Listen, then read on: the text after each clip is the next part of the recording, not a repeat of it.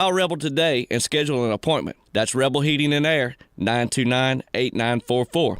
And remember, the bitter taste of a poor installation will remain much longer than the sweet taste of that lowest price. Call us today, 929-8944. That's Rebel Heating and Air, 929-8944.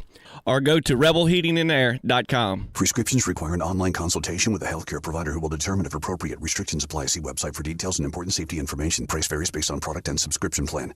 Hey guys, let's talk ED because millions of men experience it. Did you know that 1 in 4 people seeking treatment for ED are under 40? So you're not alone. And even better, Hims can help. Find the ED treatment that fits your needs at up to 95% less than the brand names when you get started at hims.com/joy. It all starts with an online intake form. From there, a medical provider licensed in your state will determine if ED treatment is right for you. Through hims.com, you can access a full range of treatment options for ED, including daily or as-needed meds through a 100% online process. If prescribed, your medication is shipped to you for free. Millions of men experience ED, but Hims can help. To start your free online visit and save up to 95%, go to hims.com/joy. That's hims.com/joy for your free online visit. HIMS.com/JOY.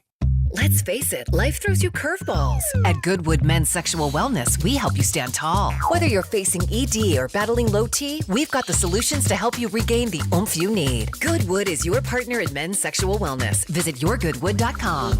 Why do billion-dollar insurance companies regularly delay and deny valid claims? Because that's how they got to be billion-dollar insurance companies. If you've been injured, I'd like to help. Spencer Callahan is the one to see. Call 387-2323. LA filing number 16-7969. WNXX Jackson, KNXX Donaldsonville, and WDGL HD2 Baton Rouge. This hour brought to you by Spencer Callahan Injury Lawyers. LA 21-12681. Offices in Baton Rouge.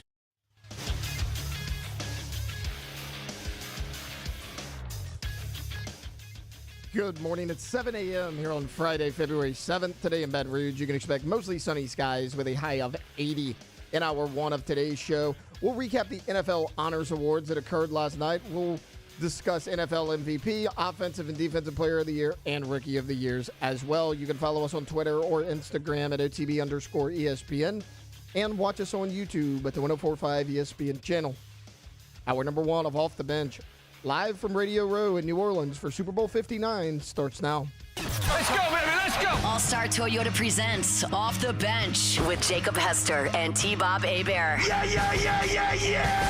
Off the Bench with Jacob Hester and T-Bob Hebert. Dude, they said I gotta come off the bench. Now, here's Jacob Hester and T-Bob Hebert. Yo! What is going on, guys? We are back here on OTB live from Radio Row. Last day of our coverage. It is Friday. The Super Bowl is coming up Sunday. And shout out to the Bears Casino in Baton Rouge for having us out here.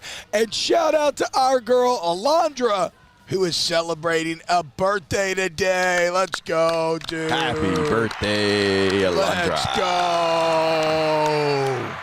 Hell yeah. Alondra, you went to Chris Stapleton last night. How was it? I did go to Chris Stapleton last night. Thank you, by the way, for the birthday wishes. But it was awesome. It was freaking amazing. Like, Chris Stapleton is one of the most talented people I've ever seen live, and he's amazing. And the Fillmore is such a great venue. Oh, man, I didn't realize it was the Fillmore. That sounds really fantastic. It was Sirius XM Pandora. Oh, hell yeah. Put it on, yeah. I saw pictures of the event, Alondra. Look good, feel good, play good, dance good, Stapleton good. It looked like you had a great time. Stapleton good, yeah. Wait, so are there any more birthday plans today? Yeah, so I have dinner reservations, but I got a very early text this morning, like at 4 in the morning, from Jimmy, our program director on 100.7 The Tiger, and he just was like, hey, I have these 2 Post Malone tickets, and he emailed them to me. So I'm debating if I really want to go see Posty, and I don't want to have FOMO from it, but I don't know if I can, I don't know if I can make it happen. As much of a debate, you have to take advantage and take the Post Malone tickets and go. Like, yeah. It is destined that for your birthday, you're going to do a back-to-back of Chris Stapleton and Post Malone. You cannot be like Anthony Davis or Zion or Brandon Ingram. Like, your ass is playing on a back-to-back, Alondra. I'm making the decision for you. You're going to post it. Yeah, I mean, it's been a long week. I'm kind of like running off of adrenaline right now. So it just, I might do it. I mean, think about Jake, dude. He's basically been sucked into a black hole and spit out on the other side of the galaxy. I know, free Jake. Just do it, Alondra. Just do it. You can get there. The finish line can be Sunday morning. It's that poem that came into my life through the movie The Gray. Once more into the fray, into the last good fight I'll ever know, to live and die on this day, to live and die on this day. Come on, Alondra, you can do this, okay? Dinner's great, but it's not Post Malone free tickets that came up at your birthday out of nowhere, okay? Like, the universe is clearly telling you what must be done, okay? Opportunity's knocking. You have to step through that door. Yeah, I think you might have just convinced me. I just feel kind of bad because, like, I have reservations, and I'm going to be like, reservations canceled, everybody, no dinner tonight. Forget about him, Who dude. cares? It's not their day. It's your day. Yeah, hell yeah. All right. Taylor, do you feel a bit like stepchild? Today or other days? Mainly today, this week. I feel like you've been stuck back there. I haven't been bullying you as much because we're not in the same room all morning. Are you happy or sad that I haven't bullied you to the extent that I normally do? I don't know. I mean, look, happy birthday to Alondra, but I will say when it was my birthday, T-Bob sent me a text. A lot of people don't know this. T-Bob sent me a text and said, unfortunately, you had to be born on a day. It might as well be this one. So, you know, this is a little bit of a nicer birthday gift to Alondra. So that'll suffice as the bullying for today. Taylor, what would be your equivalent of Post Malone that you would be like super excited to get an email about saying you had tickets to? Even though I've already seen him, Luke Combs. Yeah. Okay. Yeah. I was going to say somebody like Luke Combs. Dirks Bentley felt like it was going to be a good answer, maybe. Bentley. Eric Church? Not a big Billy Dirks guy. Currington. Love Eric Church, though. Not a big Dirks guy. Oh, he feels like an Eric Church. You kind of look like Eric Church. Sings, you start wearing sunglasses everywhere. Who sings Redneck Yacht Club? Is that Eric Church? That is not Eric Church. Oh, okay. Well, you know, I took a shot, too. What are you going to do? I mean, Taylor doesn't know. All right, guys, but look, we got a massive show planned for you today, okay? We got a ton of Super Bowl to talk. We're going to talk to Big Fave's going to come by at 8 a.m. Emmett Smith may or may not. We got Johnny Avello from DraftKings. You got Ed McCaffrey, who I grew up. Nice. I was a front-running kid. And so, like, if you talk about Super Bowl memories, the first Super Bowl that my brain... that completely flipped on its head as an adult. Yeah, I mean... Pelicans fan, Saints fan. I know. Here we are, dude. No, so, like, but, like, I mean, thinking Super Bowl memories, my kind of sports consciousness came online in that 96 Super Bowl. I remember coming back here and, you know, going back to Greenleaves and the cul-de-sac that we grew up at, and, like, we stayed at my friend's house. I remember my parents, like, all the parents, like, went to the Super Bowl, and there's a Desmond Howard kick return to Tony Freeman, all of that. And so I was, like, obsessed with that Packers team for like a year and a half or something. You know, I had all the posters in my room, Brett Favre, Mark Chamar, everybody. We were talking about that. And then the Monday Night Football Club books came out. And the first one was about the kids switching bodies with John Elway. Oh, yeah. So I started to flirt with the Broncos. Then all of a sudden there's the rise of Terrell Davis, the new cool unis. Yeah, they were. They had the new colors, and it was so flashy. Yeah, nobody had anything like that. If I was an adult at the time, who knows, maybe I would have been a curmudgeon about it. But as a kid, I was like, whoa, dude, these are like new tech, space agey. The first ones that kind of had that. Yeah, without a doubt. And like that, like weird, like kind of horn-looking thing. Yeah, coming up the side. And so then I was like, okay, I kind of like the Broncos. And then they won 2 Super Bowls, so I got upset. So then the whole point of this is that Ed McCaffrey, key member of those Broncos teams. Yeah, with 0 shoulder pads. Very excited to talk to Ed McCaffrey. What will we talk about? The Super Bowl, baby, because that's the reason for the season. Jake, you've been doing Super Bowl radio. I want to get in the NFL awards last night. You've been doing Super Bowl radio. What do we got on the docket for today? The last warm-up before the big game. You're doing like 4 or 5 hours today on Super Bowl Radio, aren't you? Yeah, we're doing 4 hours on Super Bowl Drive and then 3 hours on off-campus.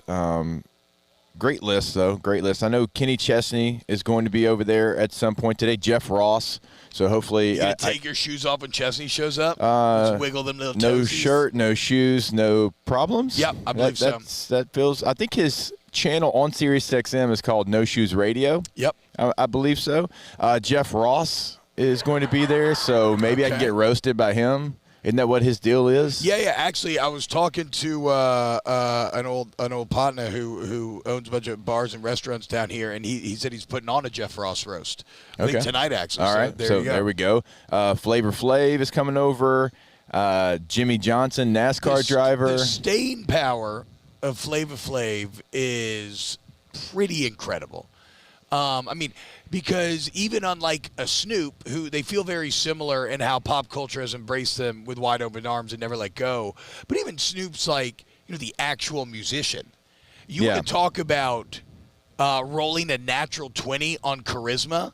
The fact that Flavor Flav was a hype man who is now just like a general life celebrity that people love to have around on the biggest stages just because he brings positive. It's insane. He is. He's really nice. I had him last year. I saw him at No White Flag. He was like with Steve Gleason yesterday and be like, "Oh, this dude's awesome. He's hilarious." Blah blah. Like I'm like, "What, Flav? What are you doing here, dude?" Hell yeah. Josie Altidore. So a lot of people won't care, but I'm gonna care because I'm a footy fan. Altidore. So Let's go. Yeah, third leading scorer in U.S. history. A lot of good memories on video games. Josie Altidore. Yeah. What happened in New York though? Why is Flavor Flav still around, but New York's not? Oh, New York. Yeah, you remember New York? Yeah, I love New York. Won the show, right? Yeah, won the reality show. And then she got her own after they broke up. I love New York. Yeah. What happened to the giant German woman that Flavor Flav was married to? Bridget Nielsen? Yes. You know who she looks like? I have no idea. I don't know if she's still with us. I don't want to put her in the grave, but I do not know if she's still with us. You know who she looks like? Kind of like a harbinger for the Ted Lasso girl. Woman, I should say. Yeah. The boss a little bit. She's still with us? Okay, she's still with us. Hell yeah, Bridget Nielsen. I love to hear it. So y'all got quite the lineup. No, she was back in the day. They were together forever. I know she dated Sly Stallone, too. Man, she really likes some tiny boys. I remember she was like twice the size of Flav back in the day. Yeah, I made the mistake. Adam Devine jumped on the show. I think he was on with Hunt as well. And God, I can't believe I missed Adam. He sat down and his feet weren't touching the ground, and he was making a joke about it. And I was like, "Hey man, it's good. Like low man wins. You're good." And I just don't think he likes the short jokes. And it wasn't a joke. I'm like, "Look, hey, you're good." Nah, probably not. Yeah. I mean, I remember Caitlin telling me to pick him up back in the day when he was in town filming Pittsburgh and we were partying together, and he got kind of pissed. Yeah. And I was also kind of like, I don't want to stop. You don't tell another man to pick another man up. He's a child. Get out of here, dude. I mean, we had fun, but I could tell after that he's just like, all right, I'm ready. Okay, I know we're having a bit of an ADD start to the show, but we'll go hard Super Bowl next. But what are all the workaholics guys doing? Because if you're my They're all age, here. I know that's what I'm saying. If you're my age, workaholics are A+ superstars. They were, everything's of a time. They were the show of my college. Right there probably with Always Sunny, and that's it. So are they promoting something? What are they all doing here? I don't know if they're promoting something, but he was slinging Circle water bottles, I believe. So that's what he was doing. What? Yeah, it's got this chamber, and you put a flavor in. You control the flavor. I don't know. Does he know about Evermore? Water is water. I loved Cade with the soundboard, dude. Oh, my God. I wish I was as good at the soundboard as you are.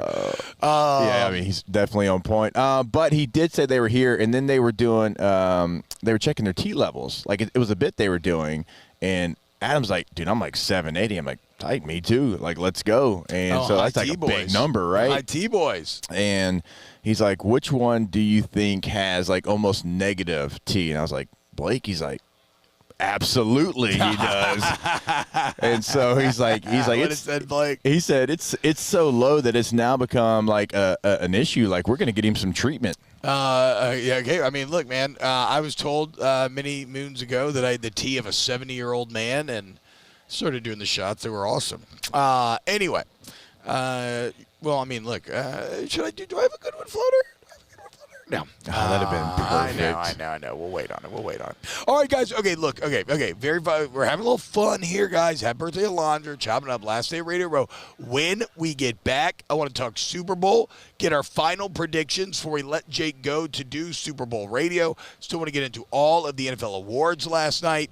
So, keep it locked. Oh, if you want to hang out with us, youtube.com/1045 ESPN. Come chat, whatever. Hit the like button if you're there. Please, the algorithmic God that rules our existence. But when we get back, let's talk about the big game. Off the bench. TrashRangers.com. You go to Trash Rangers today, and if you live in Livingston or Central Parish, you're lucky because you can choose who handles your residential trash pickup. Many of us are not allowed to. And if you can and you make the switch, we have extended our half-off deal. So right now you can make the switch to Trash Rangers, get better service with locals who give a damn, locals who, unlike these national companies that keep the trash here but take the profits out of state, put the profits back into your communities. You can get all of this. Text tonight before it's your day for pick to all of this for as low as $13.95 a month. Are you kidding me? So go to TrashRangers.com today. If you're a business owner, they got you as well. Bottom left of the corner, sign up for residential service. Right there in the middle, commercial service like T-Bob just talked about. Again, that's at TrashRangers.com. Also, roll-off dumpsters, 3 different sizes to choose from. So you give them a call, let them know what your project is at your home or business, and they're going to make sure that you have the right size. 225-363-9053, and always online at TrashRangers.com. At Bayou Automotive, we believe in a sales process that puts you first. We want you to experience an easy purchase with clear pricing and great service. Let Bayou Ford and Bayou Chrysler Dodge Jeep Ram be your trusted partners in finding your perfect vehicle. The crew at Bayou Automotive is going to do right by you. At Ochsner, we know healing is a team sport. That's why we've partnered with world-renowned orthopedic surgeon Dr. James Andrews to create the Ochsner Andrews Orthopedics and Sports Medicine Institute. Whether you're a professional athlete or a weekend warrior, our team of specialists are dedicated to getting you back in the game. So whatever your reasons are for reaching your personal best, we've only got one. You. Ochsner Andrews Institute. Long live you. Gulf Coast Bank and Trust is giving our customers the power to bank anywhere, anytime during this challenging event. And we're right there with you. Our mobile banking app is a smart way to manage your money and time. Gulf Coast Bank and Trust, the bank that cares about you.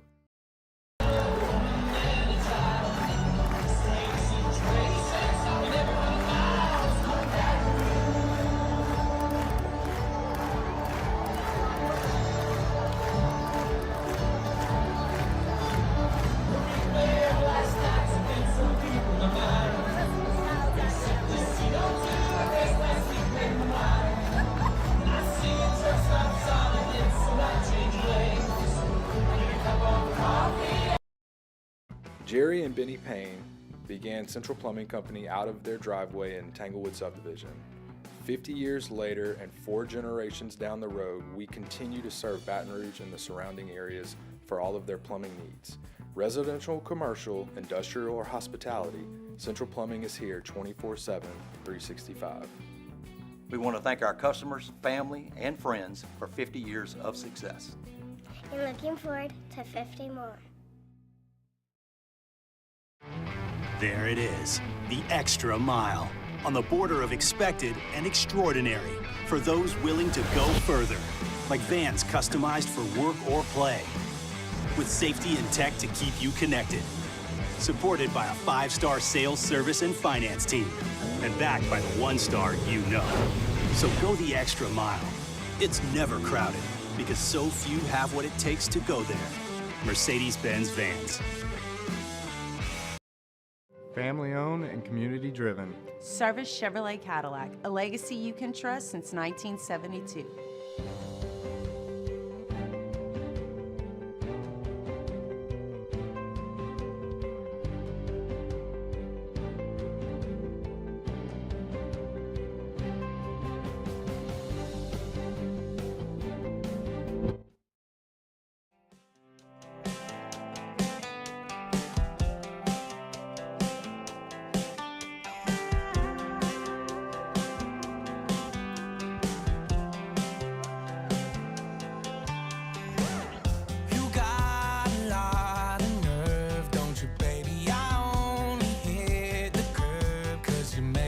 Off the Bench with Hester and T-Bob. Live from Super Bowl 59 Radio Row in New Orleans. Presented by L'Auberge Casino Hotel, Baton Rouge. Shout out L'Auberge Casino Hotel in Baton Rouge for having us out here. It's been such an incredible week. So much fun the last couple of weeks. L'Auberge sending us to Mobile and now to New Orleans. We are live at the Convention Center. It is the final day of Radio Row. It's got increasingly crazy as the week has gone on. I'll be very interested to see what ends up happening over the rest of the day, as obviously it is the final day before, I don't know, how many people watch Super Bowl? 100 million? Something along those lines. However many people will watch worldwide? Sunday. It's probably more than that, huh? Yeah. Gotta be. Here's what I'll say, though. You know what I wish would stop? Super Bowl commercials being leaked online by their companies ahead of time and then still calling them Super Bowl commercials. Yeah, according to the Google machine, Sports Media Watch, 250,000 people watch Super Bowl 58. Okay, bro. I mean, I was pretty damn close. Pretty close. Pretty damn I wonder close, if that's dude. in America? I don't know. That'd be tough if that'd be America, but because it'd be like one of every three households. But I think I wouldn't be surprised. Either way, Super Bowl commercials.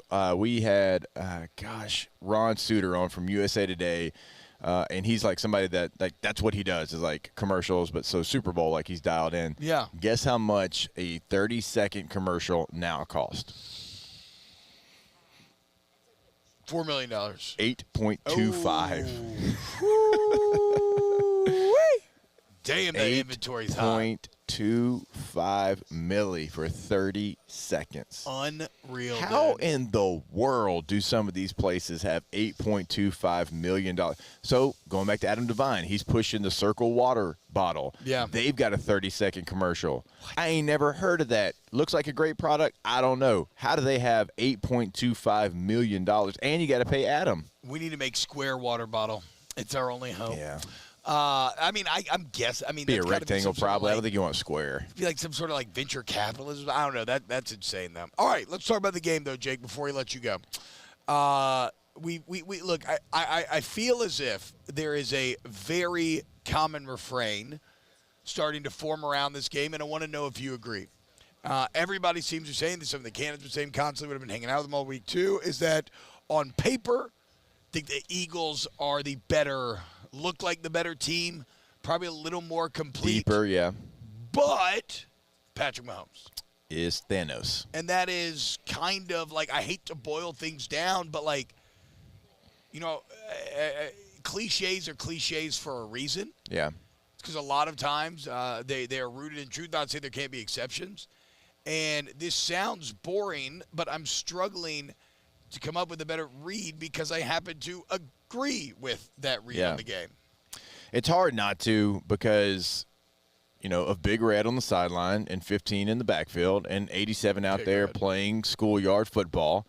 It's tough because we have seen it play out so many times. And, look, the last time these two teams played in Super Bowl, like Jalen Hurts was remarkable. Over 300 through the air, 3 on the ground. It's like he did so many things to win that game for his team. Now, he had, a fumble that turned into a scoop and score by Nick Bolton. That was kind of one of the differences of the game. I mean, that was the one mistake, one bad lapse. But I'll say, like, if I'm trying to go away from that opinion that the Kansas City Chiefs and Patrick Mahomes are just inevitable, I would say where my math does change is Saquon Barkley. Yeah, true. Right. We talked about it on Monday with Miles Sanders, who was their RB1, having 16 yards in this game. Saquon's going to have 16 by his second carry, potentially. He is not only like a difference maker, he's a game changer. So I can find a path for the Eagles with their physicality and the ferocious defensive line and Zach Bond being all pro and those two young corners not showing any signs of youth all season long. And then I throw Saquon in there, I'm actually going to pick the Eagles in this game. Maybe that's why I wore my green today. I mean, I'll say this, dude. One thing, if you just want to start to really grasp at arguments to pick the Eagles, Kansas City's kind of do, right? 17 one-possession wins in a row, an entire NFL season's worth. That's wild. There's all the stats about Mahomes, like we talked about being like 7 of 7 in those clutch situations, which the average is 40%. Tom Brady was only 6 of 11. The man's 7 of 7. Like, surely at some point you are due for the math. Like, you can only defy the math gods for so long. Will this be that moment? Who do you think's looked better in the playoffs up to this point? Like team or quarterback or? Maybe give me both if you think that there's a different answer. That's tough with quarterback just because they haven't asked Jalen Hurts to go, necessarily take over and win a game. And I know he's got rushing touchdowns, but if you're talking about team, what the Eagles did to the Commanders, and I know the Commanders, they weren't really supposed to be there. Well, why? They went to Detroit, punched Detroit right in the mouth, and won that game by double digits. And so I think the Eagles, look at what they did. I mean, to the Commanders, I completely dismantled them. And the Commanders had beaten them the last time they played each other. Yeah. And so I think for them to be able to bounce back, to have the mental fortitude to be able to do that, and all the things that were surrounding that team really coming into this season, I actually think it's probably the Eagles. Now I think the Bills are better than the Commanders, and so that game was closer. But the Bills also, man, they just have a mental block when it comes to beating the Chiefs. They can't get over that hump. This is kind of interesting, Jake. After getting smoked by the Bucs and barely beating the Browns, something clicked with the Eagles, and they didn't play in many close games after that. Yeah, they won 15-16 after that. But but listen to the scores, and where I'm going with this is like, okay, we know that Kansas City's been the opposite. Every game's been close, but every game they find a way.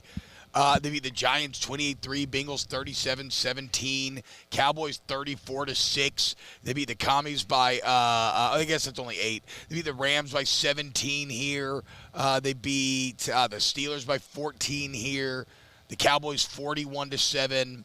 And then you look at the playoffs, and granted, the Rams game's only 6, but 22-10 Packers and 55-23. I guess what I'm saying is when the Rams came back, remember kind of at the end there. I actually don't. I don't remember. Remember, I was watching an NFL Network game from week 1, or like week 2 or 3 That's or right. something. Insane. Something. You remember really, that game? Really Just stupid. not, yeah. But I guess the point is, if it comes down to a one-possession game, that's probably really bad news for the Birds. That is where Kansas City thrives. They're perfect in those situational spots. And just frankly, while the Eagles have won some this year, it's not near to the extent of Kansas City. I mean, you got a kicker like Butker, who's already done it before. I mean, that always weighs very heavily in on these games. So that's another thing that seems to be a part of the common refrain, is for the Eagles to win, you better hope you're up 9 with a few minutes left. That if you if you're not up by 2 possessions with a few minutes left, then you are setting Patrick Mahomes up once again to do what him, Andy Reid, the Chiefs, and Patrick Mahomes do. So you're picking Eagles. I am. I think it's going to be 24-21, something like that. I don't think it gets up to the 38-35 territory that Super Bowl 57 did. If I'm the Eagles and I'm Kellen Moore, I'm slowing everything down. Now, I'm not becoming conservative, but I'm slowing everything down, knowing that I've got the best running back in the world. Yep. I have a outstanding running quarterback as well.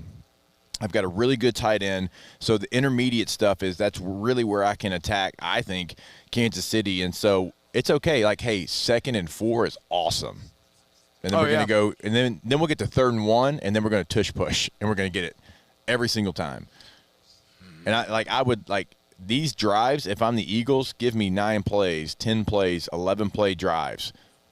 Because that to me, the best recipe against Kansas City has always been keep 15 on the sideline. Yeah, I mean, that is, and I was going to say, that's how the Eagles have made their hay this year. Yeah. It's been with complementary football, which first and foremost starts with running the ball and then playing excellent defense. And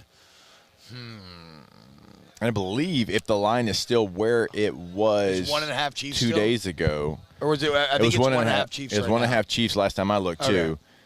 This would be the first time in the last 3 Super Bowls that Mahomes would be favored. Oh, wow. Yeah. They were underdogs, actually, by the time the closing line got there. See, now that's a little worrisome for the Birds then, because that feels like we said, Eagles better on paper, blah, blah, blah. What about this? In your excellent football mind estimation, does the fact that the Eagles are not so pass happy and do run the ball more, Does that take away at all from some of Steve Spagnuolo's genius? That's a good question. Or, like, does Jalen Hurts, is it still effective because maybe Jalen Hurts doesn't handle the blitz as well when it does come? Yeah, and you know this just as well as I do. Run blitzes can be a son of a gun, too. I mean, those can really just, kind of mess with your mind because you think you got everything blocked up. I don't know that just as well as you do because I can't, like, I'm saying, but run blitzing in college, it was just like, it was there, but like. Yeah, but then you got defensive linemen slanting because you got down, and here around, and all of a sudden, your angles just kind of change, and the running back's read gets a little cloudy there. So many times I've stepped out to reach a guy, and he slams across my face, and I just fall over. Exactly. Just like face plant. Or like, I'd be at fullback, and it's like I'm reading the 3 technique, and all of a sudden the 3 technique is basically like right over the center at the snap of the ball because he's slanting so hard, and you got to try to bounce it as fast as you can, but you're so close to the offensive lineman, and you're trying to get around all these big bodies because that linebacker's scraping over the top, and that's your responsibility. And he's coming full speed going downhill. You're going sideways trying to get to him, and it can be, a bad collision for you. So just little things like that. Like even if your lead blocker, it's not going to be a fullback now, but, it's going to be a tight end, and Noah Gray maybe kind of body. The Chiefs have him, and then I forget the secondary tight end there for the Eagles. But, like, that's something they have to deal with. Like, they have to get ready for things like that and run blitzes. So it won't be as effective, but I'm sure Spags has, because, like, he knows who he's playing. He's got some of that dialed up that the Eagles are going to have to adjust to. So I'm not going to overthink it. Here's the thing. Everybody always told me when I was having kids, and still tell you when I tell them I got 6, 4, and 2, which I probably said 8,000 times this week. Oh, mine have just changed ages recently, like a couple of birthdays. I'm like trying to carry one, and Jake's like Zach Galifianakis riding down the escalator and Hanger's figuring out the birthdays. Yes. But I guess the point is, like, everybody keeps telling me, hey man, don't blink, right? You blink and all of a sudden they're adults, and you hear that for so long, it's true. It's true. Like I said, cliches are cliches for a reason. And so I'm going to be cliche and hackneyed and rote, and I am going to choose the Chiefs to win the Super Bowl. And I maybe some of mine is just projecting. Maybe give me anything. I don't know, and I honestly really don't kind of care. But I would like it for something to be new, just to change it up a little bit. The Eagles feel like a team. I appreciate how the Eagles look like they were about to collapse completely last year. Yeah. And then we all kind of just wrote them off coming into this year. And Sirianni's not somebody we even really talk about a whole lot. Like, hand up, like over on Super Bowl Drive, man. I've talked a lot of Andy Reid. Yeah. His legacy. Yeah. What does this mean if he wins this game? Bill Belichick's got 6. Chuck Noll's got 4. He would be in rarefied air. I hadn't even talked about Nick Sirianni, really. I'm going to make a very dirty confession. That's probably going to just cut the knees out from any actual point that I try to make. I don't even know where Sirianni's expertise lies. Is he an offensive guy, a defensive guy? I don't know where. I'll be honest with you. I couldn't tell you, dude. And I don't even know where he came from before. I do not either. Yeah. I do not either. I remember he had an awkward press conference. He tried did. some rock, paper, scissors metaphor that didn't work at all. Ooh. And I was a little worried. We knew it wasn't as bad as Adam Gase's or anything, but we were still a little freaked out. But all he's done is win. The only thing I know about Nick Sirianni is Big Dom. He's got Big Dom running security, eating cannoli and stuff. Guys, is this an HR violation? Dick Condon taking mirror selfies in the guarantee bathroom in short shorts. Oh, that's questionable, and he also posted for people to see. Don't know what's going on there. He said the consultant said I need to try and relate more to the younger female audience. ... My new profile pic? That's not any of us anymore. Younger Shout out, audience. Everybody thinking they're talking to, Oh, my God. I don't Colts. know. What? Colts. Offense or defense? Offense. Wow. Because remember, Gannon was his DC. Yeah, but I didn't know. Sure. I didn't know if it's DC and Philly, right? Yeah. Yeah, but I didn't know if it was still his side of the ball. I don't know. That's crazy. Oh, so you're saying he didn't call plays? Well, I didn't know, because we know Andy Reid. We're like, to your point, Shane Steichen Steichen was with him too, and Shane did call plays. Dude, look, Nick, I'm sorry about disrespect you, bro. Win a ring and nobody can ever say anything. I'm going to start Super Bowl Drive today talking about Nick Sirianni. Hell yeah, dude. That's a good bet. I'm going to do that. All right, guys. So final predictions. There you go. Jake's got the Birds.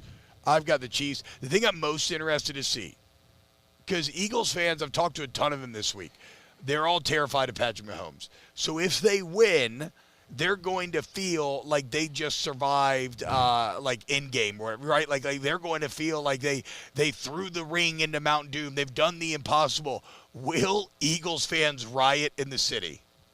I know Philly's going to riot. I know back home they will.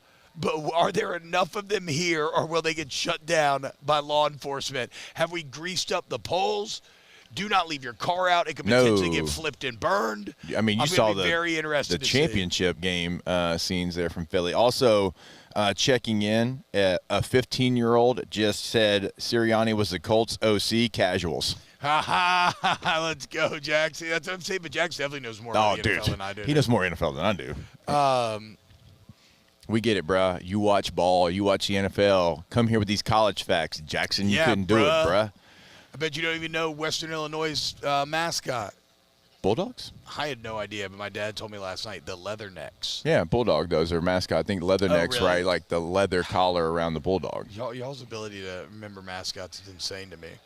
And, like, players' bios, like teammates, or not even teammates, just people. Oh, before I get out here today, shout out to my former teammate, Antonio Gates. Hall of Fame. Pro Football Hall of Fame. I know y'all have got it in the rundown. Y'all are going to kind of go over the list. But Gatesy should have been a first ballot Hall of Famer. How in the hell was he not? Leads all tight ends and touchdowns. He should have been that. He changed the position in a lot of ways. And I know Tony Gonzalez was before him, but Gates was different than Tony Gonzalez. He ran better routes than Tony Gonzalez. Now, Tony was more of a blocker. I get that.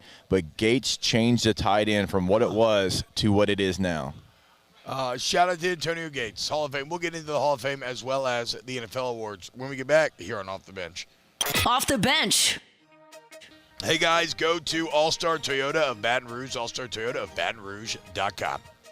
If you're in the market for a brand-new vehicle, or maybe you're like, I want to get a used car, so maybe a bit more affordable. Well, we have Toyota certified used vehicles where you get you get a great price, and you still get that excellent Toyota warranty, which you kind of adjust to the level that you want of coverage. And look, if you ever need a rental car at cheaper per day rental prices, traditional companies, Miss Lee Sessions has your back there. You get in and out, bada bing, bada boom, bada bing, and all. The service center, the collision centers, all makes and models. So doesn't matter if you have a Toyota, All-Star, whatever. They got you. Go to allstartoyotabatonrouge.com. Go there if you're buying new, if you're leasing, or if you are renting.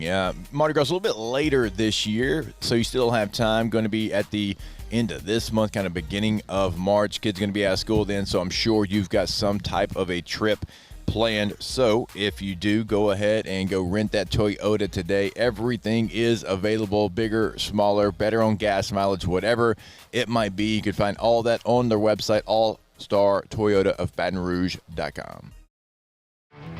There it is, the extra mile, on the border of expected and extraordinary, for those willing to go further, like vans customized for work or play, with safety and tech to keep you connected.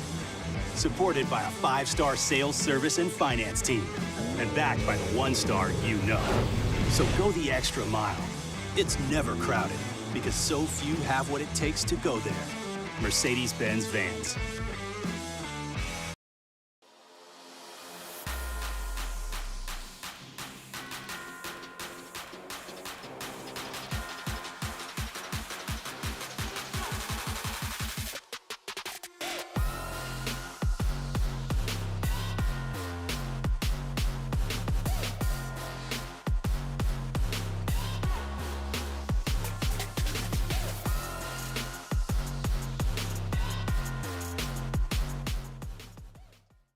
Gulf Coast Office Products is a nationally recognized Savin office equipment dealer based right here in Louisiana. Over 100 employees strong, Gulf Coast has the boots on the ground to support all vertical markets, from education, engineering, legal, and finance. With the latest in office technology, from desktop to production segment units, Gulf Coast and Savin have the perfect fit for you. Call 225-756-2644. That's 756-2644 for Gulf Coast office products. Jerry and Benny Payne began Central Plumbing Company out of their driveway in Tanglewood subdivision. 50 years later and 4 generations down the road, we continue to serve Baton Rouge and the surrounding areas for all of their plumbing needs. Residential, commercial, industrial, or hospitality, Central Plumbing is here 24/7, 365. We want to thank our customers, family, and friends for 50 years of success. And looking forward to 50 more. At Auctioner, we know healing is a team sport. That's why we've partnered with world-renowned orthopedic surgeon Dr. James Andrews to create the Auctioner Andrews Orthopedics and Sports Medicine Institute. Whether you're a professional athlete or a weekend warrior, our team of specialists are dedicated to getting you back in the game. So whatever your reasons are for reaching your personal best, we've only got one: you. Auctioner Andrews Institute. Long live you. Family owned and community driven. Service Chevrolet Cadillac, a legacy you can trust since 1972.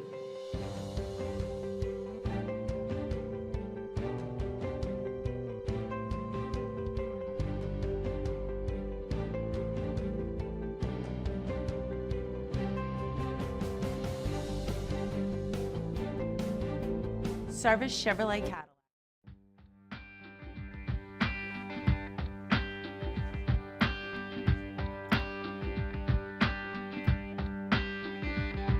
I'm broke, but I'm happy.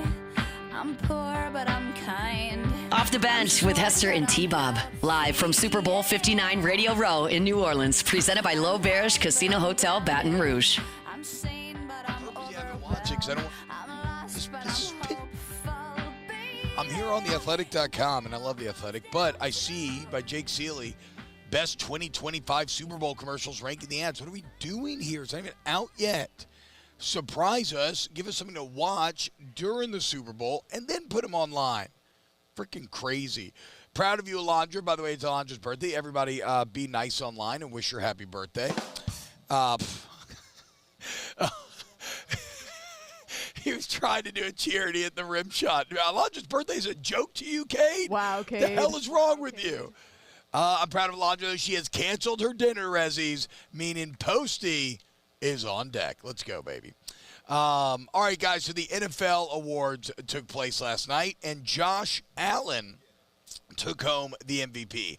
Now, he took home the MVP despite not being named first-team All-Pro just a couple of weeks ago. In fact, he became the third MVP since 1957 and the first in 21 years to win MVP without being first-team All-Pro. Now, he's in pretty good company here. In 1987, John Elway won it, despite the fact that Joe Montana was named first team. In 2003, Steve McNair won it, despite the fact that Peyton Manning was named first team All-Pro. It was a very tightly contested race. Josh Allen ends up with 4 more votes than did Lamar Jackson. And look, he had an incredible year. He was the first player in NFL history with at least 25 touchdown passes, 10 touchdowns run, fewer than 10 interceptions. And his team was very, very good. And I think what honestly helped him, because Lamar statistically had a better year, but I think kind of what pushed him across the finish line was the narrative that Josh Allen was doing more with less.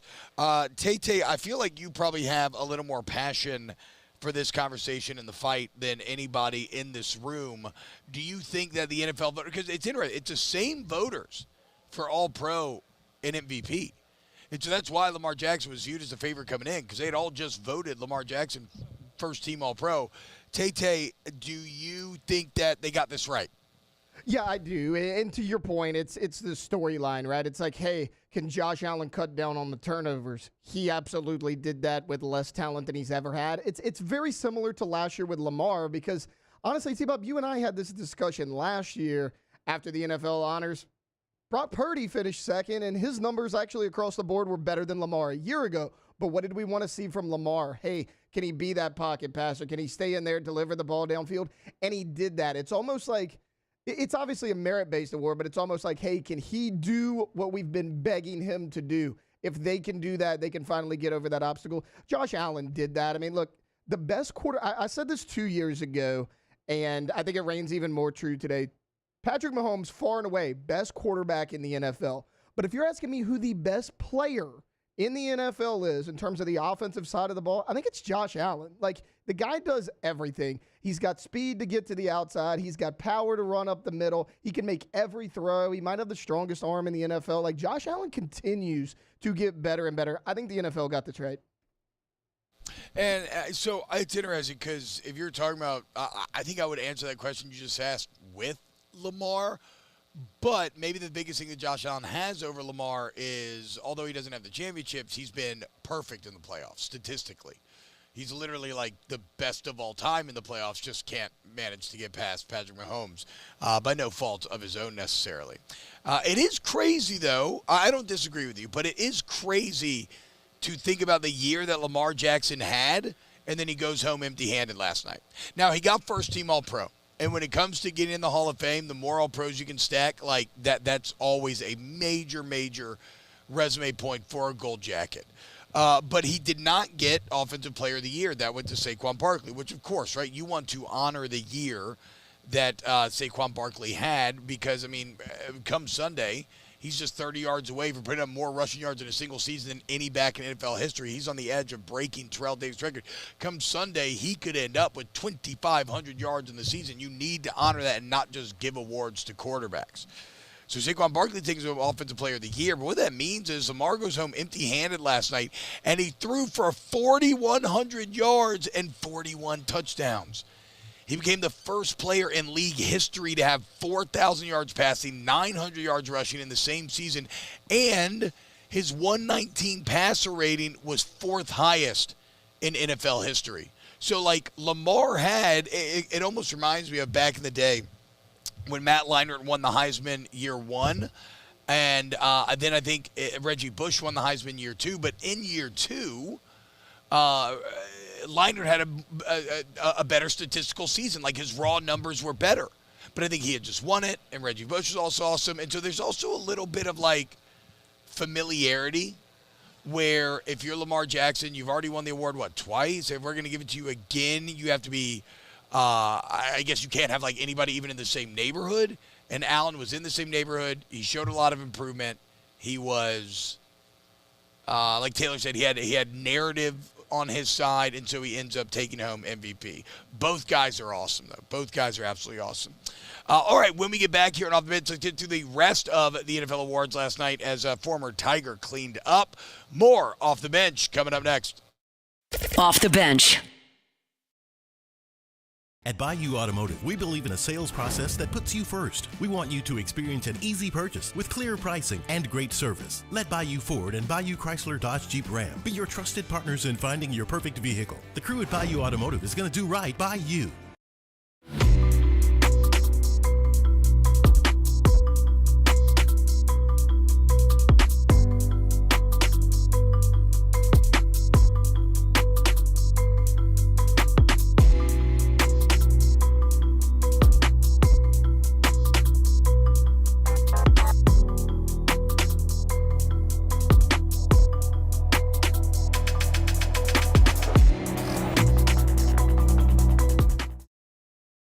When it comes to choosing energy for your family and your home, make the smart choice with natural gas. You can count on efficient and affordable natural gas to keep you comfortable and reduce your environmental impact to help protect our planet. Together, we're fueling our energy future. Atmos Energy.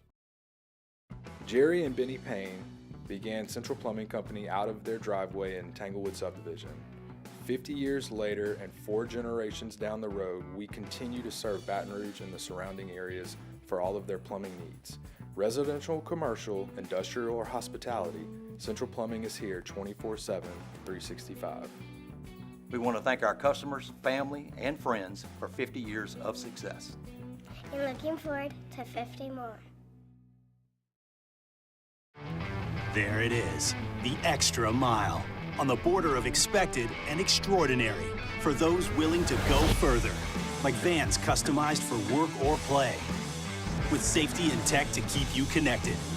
supported by a 5-star sales, service, and finance team, and backed by the 1-star you know. So go the extra mile. It's never crowded because so few have what it takes to go there. Mercedes-Benz Vans.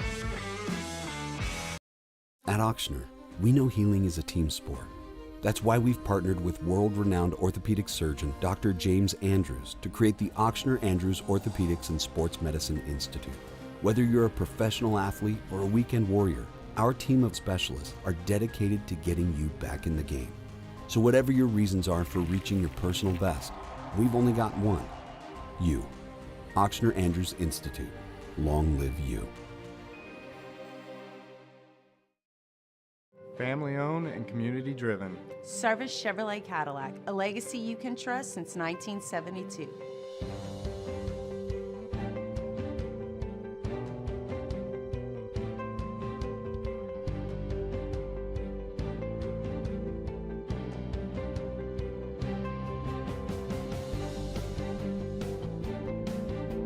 Service Chevrolet Cadillac, our family serving your family. For over 50 years. Crime has serious consequences, but anyone can make a mistake. If you find yourself in trouble with the law, know that you have rights, and it's okay to demand them. The law offices of O.C. Brown are here to protect you and your rights. Felony or misdemeanor, DUI or drug charge.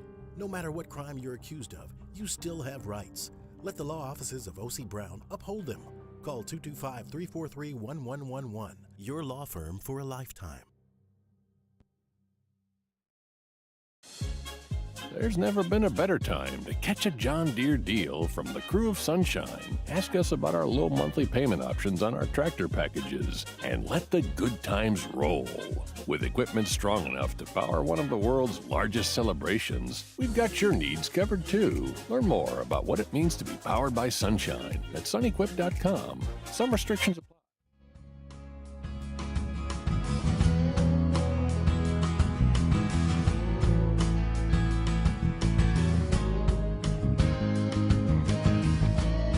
Off the Bench with Hester and T-Bob. Live from Super Bowl 59 Radio Row in New Orleans. Presented by L'Auberge Casino Hotel, Baton Rouge.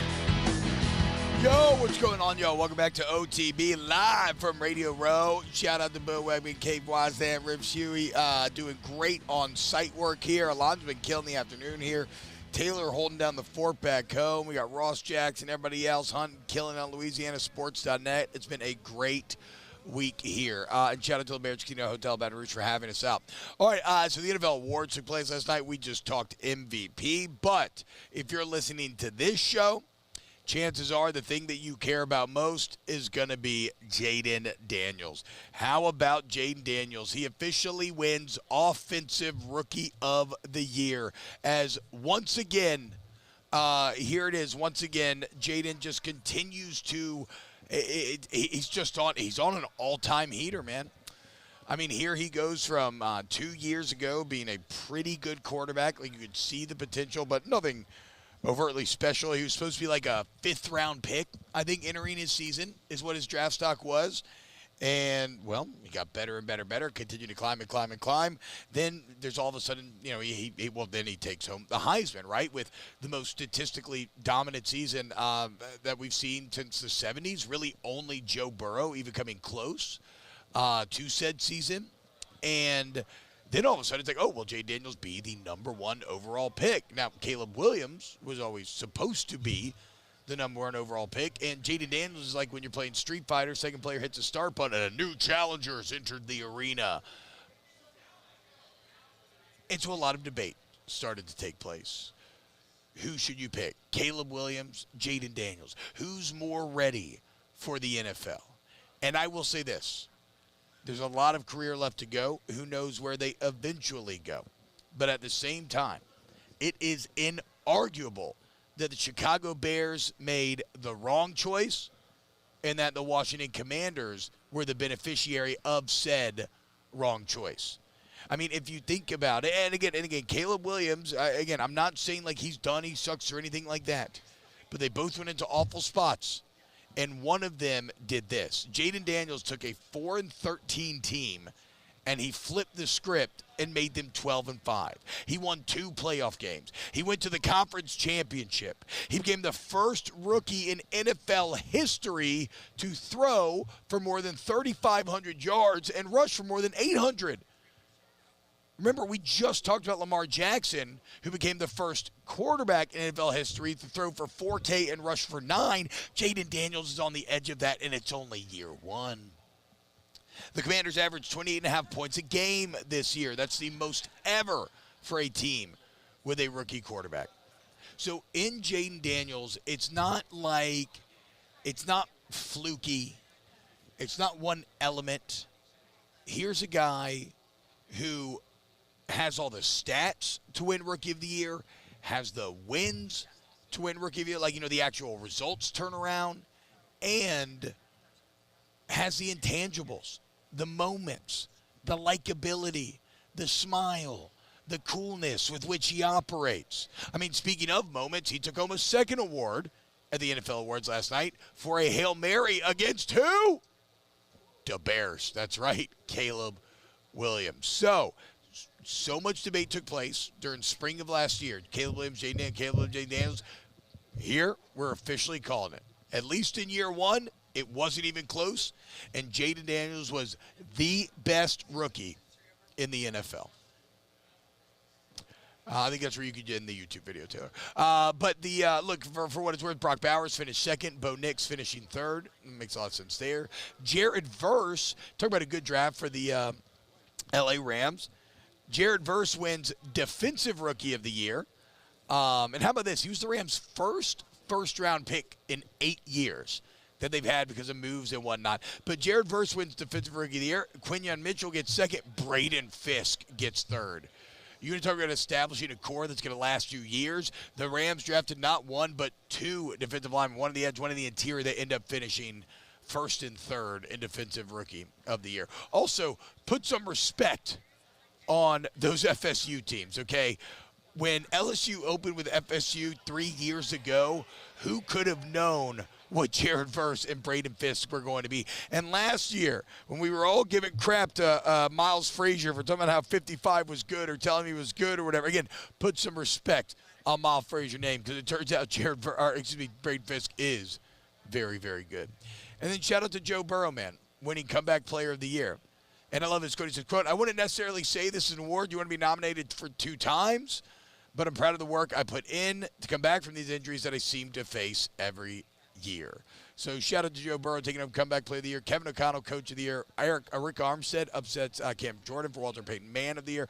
Ben Johnson, Assistant Coach of the Year. And shout out to George Kittle, who won the Salute to Service Award for supporting the troops. More off the bench. Hour 1 in the books. Hour 2 live from Radio Row. Coming up next. Keep it locked on 104.5 ESPN. Off the bench. At Bayou Automotive, we believe in a sales process that puts you first. We want you to experience an easy purchase with clear pricing and great service. Let Bayou Ford and Bayou Chrysler Dodge Jeep Ram be your trusted partners in finding your perfect vehicle. The crew at Bayou Automotive is going to do right by you. There's never been a better time to catch a John Deere deal from the crew of Sunshine. Ask us about our low monthly payment options on our tractor packages, and let the good times roll. With equipment strong enough to power one of the world's largest celebrations, we've got your needs covered too. Learn more about what it means to be powered by Sunshine at sunequip.com. Some restrictions apply. See dealer for details. Offer ends March 5th, 2025. Breck teamed up to reimagine your parks, and you imagined big. With your help, we went to work, creating 12 beautiful community parks across the parish.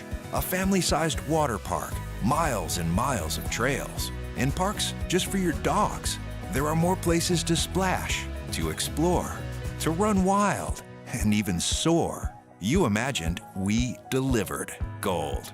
Breck, your #1 park system in the nation. The Windsor Senior Living Community in Mandeville, Louisiana is a beautiful, vibrant apartment community geared toward seniors. They are nestled right in the heart of Mandeville, where seniors live a more carefree lifestyle in spacious apartments with the peace of mind that comes from having a little extra help. Call the Windsor at 985-624-8040 to schedule a lunch and tour. Come see how the Windsor can be your passport to peace of mind.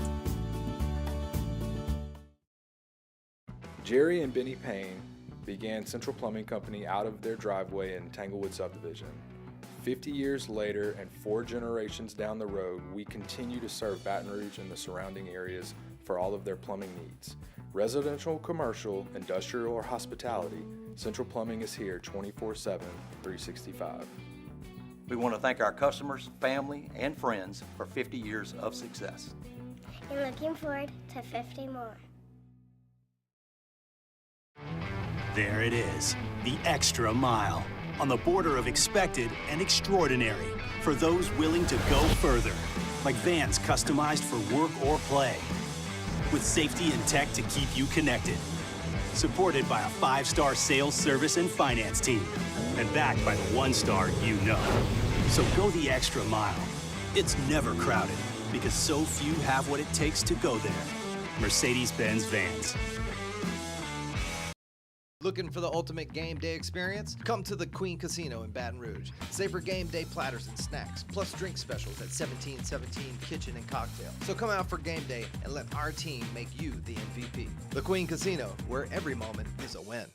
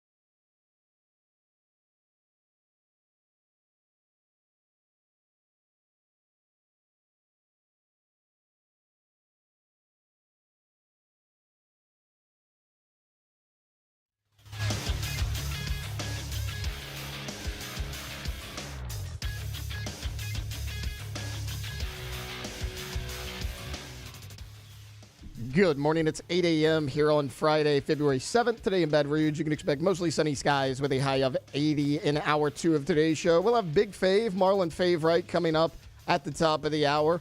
Then we'll talk some New Orleans Saints, and we'll continue our discussion about NFL or Super Bowl 59. You can follow us on Twitter or Instagram at OTB_ESPN and watch us on YouTube at the 104.5 ESPN channel. Hour number 2 of Off the Bench, live from Radio Row in New Orleans for Super Bowl 59, starts now. Let's go, baby, let's go! All-Star Toyota presents Off the Bench with Jacob Hester and T-Bob Hebert. Yeah! Off the Bench with Jacob Hester and T-Bob Hebert. Hey, they said I gotta come off the bench. Now, here's Jacob Hester and T-Bob Hebert. Yo, what's going on, y'all? Welcome in Radio Row, OTB, here live on Radio Row. A little sleepier Radio Row today, which, I mean, I guess you could expect, right? I find in situations like this, for some reason, Thursdays end up being like the big night, Friday recovery night, and then you get back into it Saturday. So I'll be interested to see if this starts to pick up a little bit more, because yesterday this place was absolutely insane. A little bit more sleepy today, but we still got a very good hour planned for you. 2 hours left, but yeah, this is going to be a good hour. By the way, shout out to all of the state police, the firemen, the security, the food and beverage employees. There are so many people doing thankless jobs around the city right now to keep everybody safe, to keep everybody fed, to keep everybody happy, and New Orleans is absolutely shining. I mean, I'm talking to so many people that have come from all over the world, and everybody, the common refrain there, the cliche there, seems to be that they just are fully in love with this city. So shout out to him. One guy who's in love with the city is Chad Ochocinco. Now, yesterday we talked about Ochocinco tweeting at 2 in the morning that he's got a young lady in his bed.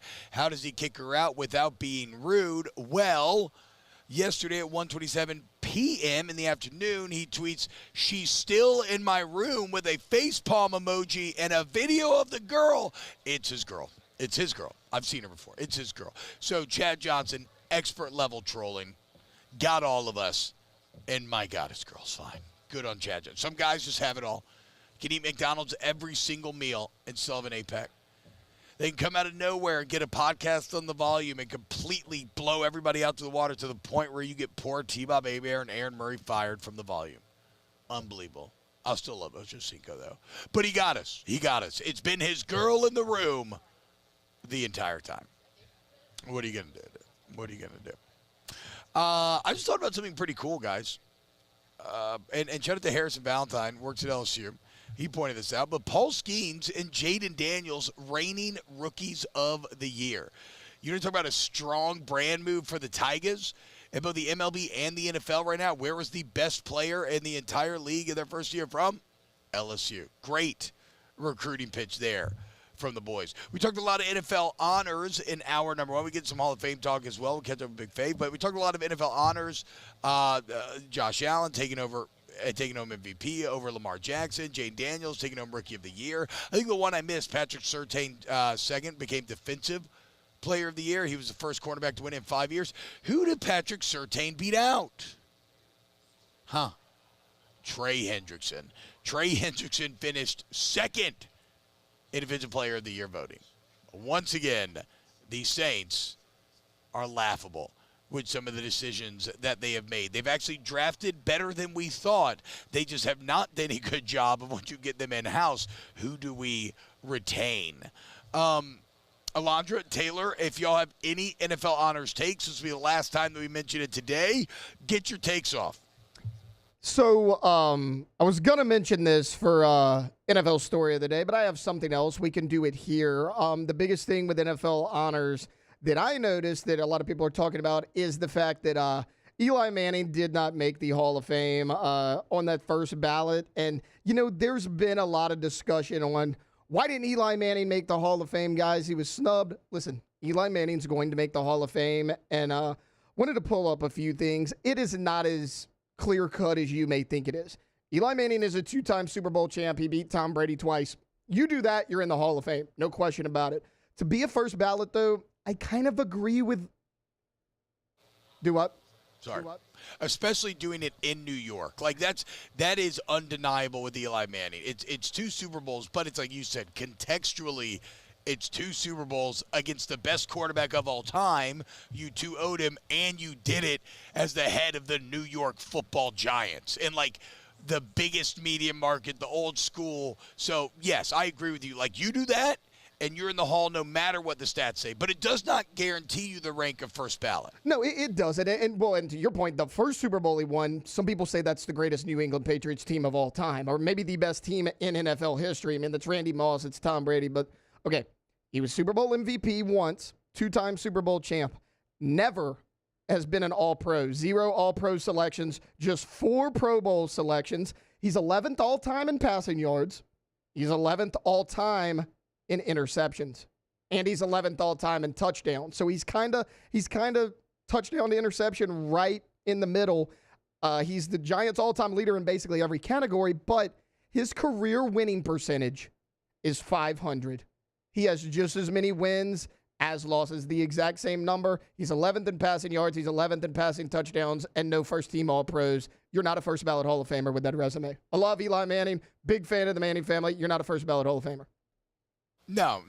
I agree for all the reasons you said. You know what's funny? Really, like, everything you just said, if you wanted to encapsulate, if you wanted to boil down Eli Manning's entire career to a microcosm and encapsulate the entire thing, the Super Bowl with the 9-7 Giants against the 18-0 Patriots does just that, right?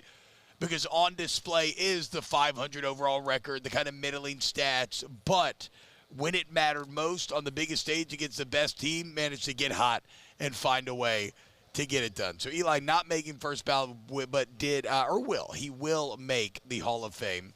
The only regular season team to not win double-digit games and win the Super Bowl. That Giants team. Yeah, 9-7, dude. And again, and like what a wonderful piece of, I guess, irony. The whole life can be, truth can be stranger than fiction type of moment, where here it is, you have the greatest team in NFL history on the verge of 18-0, something that's never been done.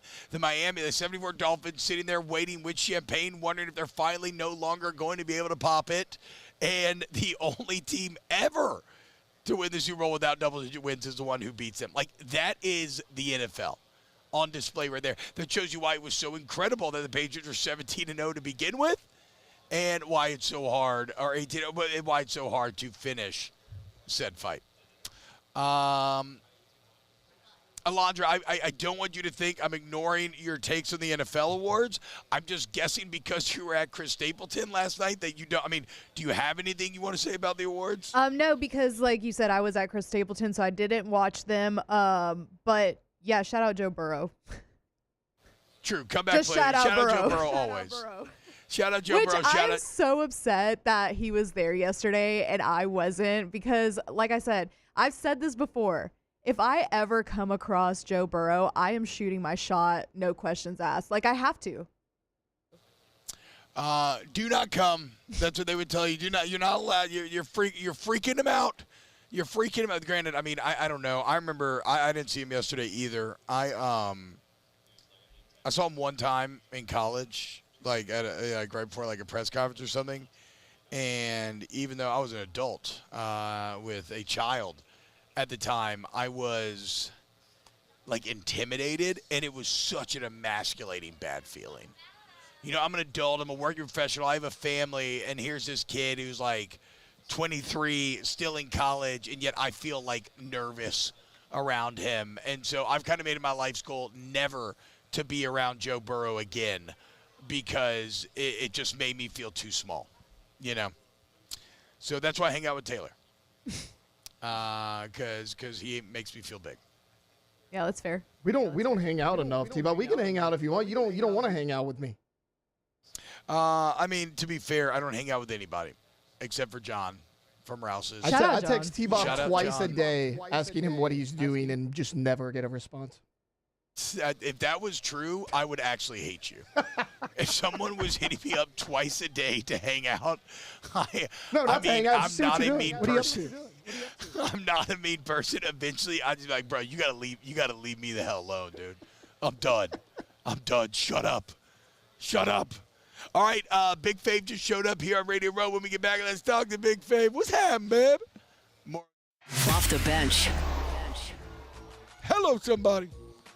Shout out to our friends over there at Pelican Roofing. Go to pelicanroof.com. Pelicanroof.com. If you need a roof, you live in Baton Rouge or Lafayette, and you want to go with a company that are members of the community, that give a damn, winners of the 2019 Better Business Bureau Integrity Award, something that only one is given out of, not one each, only one overall, and Pelican Roof rose to the top. Why? Because integrity and the customer and quality are their core principles.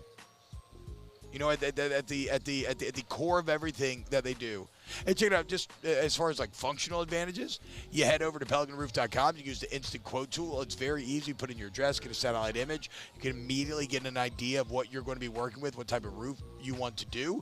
Find them on Facebook. We have great community giveaways going around every single month. And remember, one of my favorite parts about Pelicans is there's no corners cut when it comes to the customer experience beginning to end. So what this means is dedicated employees every single step along the way, okay? Not you know, that's from answering the phones or the cleanup. That means there's not one guy managing 5 sites, stretching himself too thin and not ensuring the quality that needs to be. No, dedicated project managers on every single site. This gives a focus on your project that, frankly, the other companies do not have. Go to pelicanroof.com. There it is, the extra mile, on the border of expected and extraordinary, for those willing to go further, like vans customized for work or play, with safety and tech to keep you connected. Supported by a 5-star sales, service, and finance team, and backed by the 1-star you know. So go the extra mile. It's never crowded, because so few have what it takes to go there. Mercedes-Benz Vans.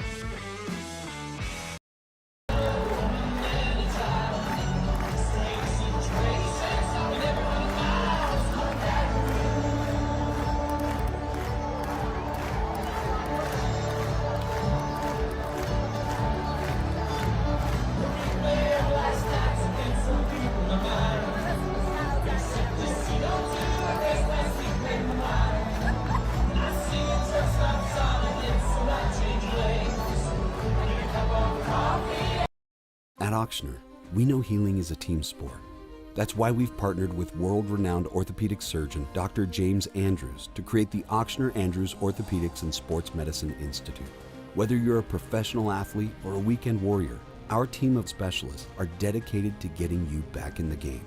So whatever your reasons are for reaching your personal best, we've only got one: you. Ochsner Andrews Institute. Long live you. Family owned and community driven. Service Chevrolet Cadillac, a legacy you can trust since 1972.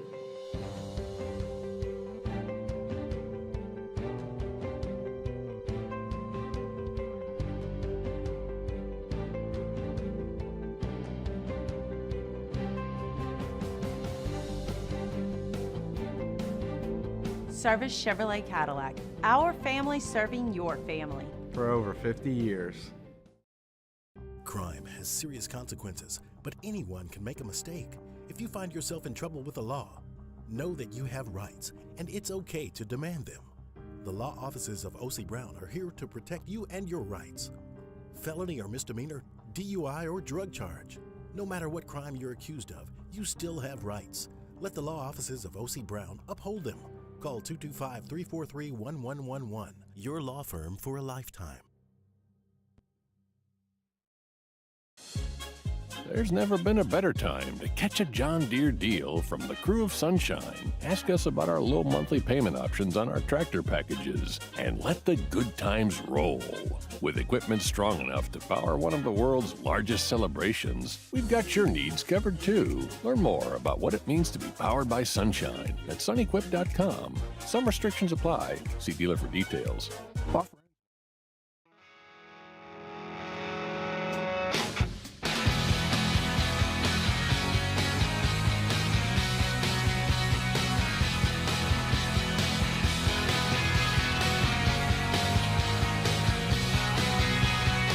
Off the Bench with Hester and T-Bob. Live from Super Bowl 59 Radio Row in New Orleans. Presented by L'Auberge Casino Hotel, Baton Rouge. What's happening, man? Welcome back. OTB live at Radio Row. Shout out L'Auberge for continuing to sponsor our coverage here. Live and right now, every morning at 8 a.m. during the football season, we catch up with my partner, Big Fave. Hello, somebody. What's up, Fave? Hello, somebody. It's time to move our body. There we go. Let's go. The baller broadcaster himself, a Renaissance man, does a little bit of everything. Catch him on the Inside the Trenches podcast.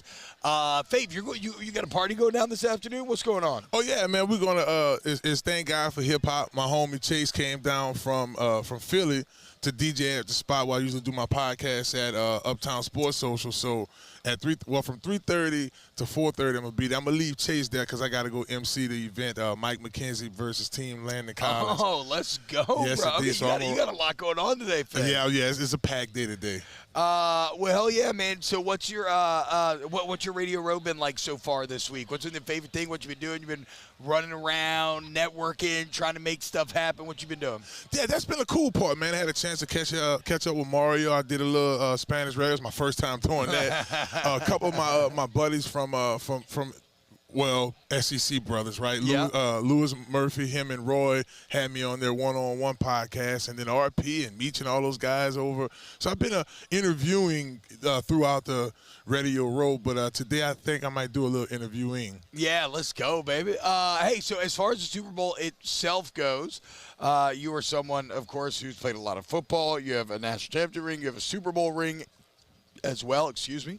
Oh, my God. Why am I burping? Excuse me. Coffee. Yeah, that is true. I have a giant. My dad, I went to that Jaworski. I was my dad's +1. I was my dad's date. Yeah. At a cigar party last night. And basically, I was just, running him drinks, getting him cigars as he was holding court. But the point is, I'm like, oh, man, I got to be up early. So we're at 11 o'clock. I'm like, all right, I'm going to go. And he's like, oh, wait, I'm coming. I was like, all right, cool. We didn't get out of there till 12. Oh, yeah. And the thing is, the distance that we had to go to get out was 100 feet. I mean, I'm talking 100 feet, and it took us an hour. Yeah. He's just chopping it up, dude. He kept talking. So, yes, I need the coffee today. But you know a lot of football. You watch a lot of football. You know the NFL. What's your read on Chiefs-Eagles? Where are we at? Well, I do think it's going to be competitive up front. Philadelphia's offensive line is motivated, right? They thought that their offensive line was going to take a decline when Jason Kelsey had retired, but they continue to get better. That's one thing that I'm looking for in this game. Philly is really talented up front on the defensive line, bro. Smith, it's just too much speed and size up front. Did you see that play? Baldy broke it down when Jalen Carter was reading the trap, and he leaped over it the front. Yes, yeah, just straight up leapt over. That's a big man to be doing that. I'm looking forward to seeing that. So I think that's going to be the ultimate big dog matchup. Because look how smooth it is for Saquon, right? He is really making this look easy. 3 touchdowns against our little brother Jaden Daniels. Shouts out to Jaden, right? Rookie of the year, offensive player of the year. I saw him at the red carpet. Him and Mom Deuce was out there. Shouts out to them. Dude? Yeah, but that's what I think is going to be the differentiator in the game, that the trenches. So when you look at the defensive line, you got Jalen Carter, you got Jordan Davis, you got Chris Jones. And really, Fave, Chris Jones is the unheralded part of the Chiefs. Because every dynasty has to have multiple Hall of Famers. And we always talk about Mahomes and Reed. We always talk about Travis Kelce. Obviously, that's become even more because, Taylor Swift and everything. And Chris Jones gets talked about, but they're not here in their third Super Bowl in a row. They're not here in their 5th and 6th years. They're not here trying to become the first 3-peat champion in NFL history if Chris Jones isn't there. And so what makes him, when you watch him play, what makes him so consistently unblockable? I think he is the ultimate defensive lineman, right? You could play him on the edge, on the interior, his height, his size, his arm length, his athletic ability. He's the cheat code for a D lineman. Aaron Donald was an exception to the rule with his height and size and all that, right? He was just he was undersized, but it was just all muscle. You see, every single fiber of Aaron Donald's DNA is corded muscle. Right, exactly. But Chris, all these guys I just named, right? I named Davis and Carter and the one that just Nolan Smith Jr. who ran a 4.3 at the combine. All those guys. None of them Chris Jones. Chris Jones is him out of all of them, but you look at the dynamic of Philly's defense, I think they have the edge. And here's another thing. I get the 3-peat, and it's we playing with Kansas City. And why would I do that? And that's the employer that paid me the most money in the NFL. I spent the most time in Kansas City. Oh, yes. I didn't know that. Real talk. Chiefs Kingdom, Big Five, let's go. But it's Philly, too. So here's the crazy part about the last 4 games. Buffalo, Washington, Philly, and Kansas City were all my former employers. No. So it was okay, I could go Bills. I could have went. But your Super Bowl ring is from the Saints. Correct. So and it's in our city. Hello, somebody. So it's just really Let's that go. That this piece. Is the Big Fave Bowl. I'm loving it, man. And then Coach Reed was in Philly when I was there.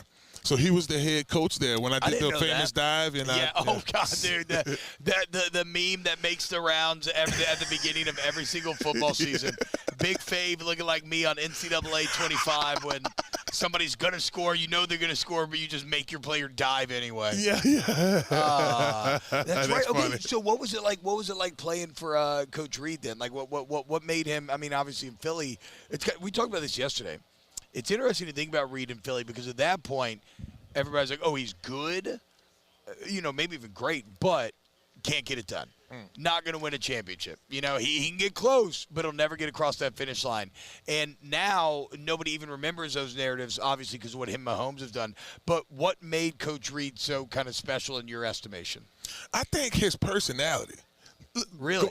Out of all going throughout the NFL, having 10 different head coaches, he's at the top of the chain in terms of getting the locker room together.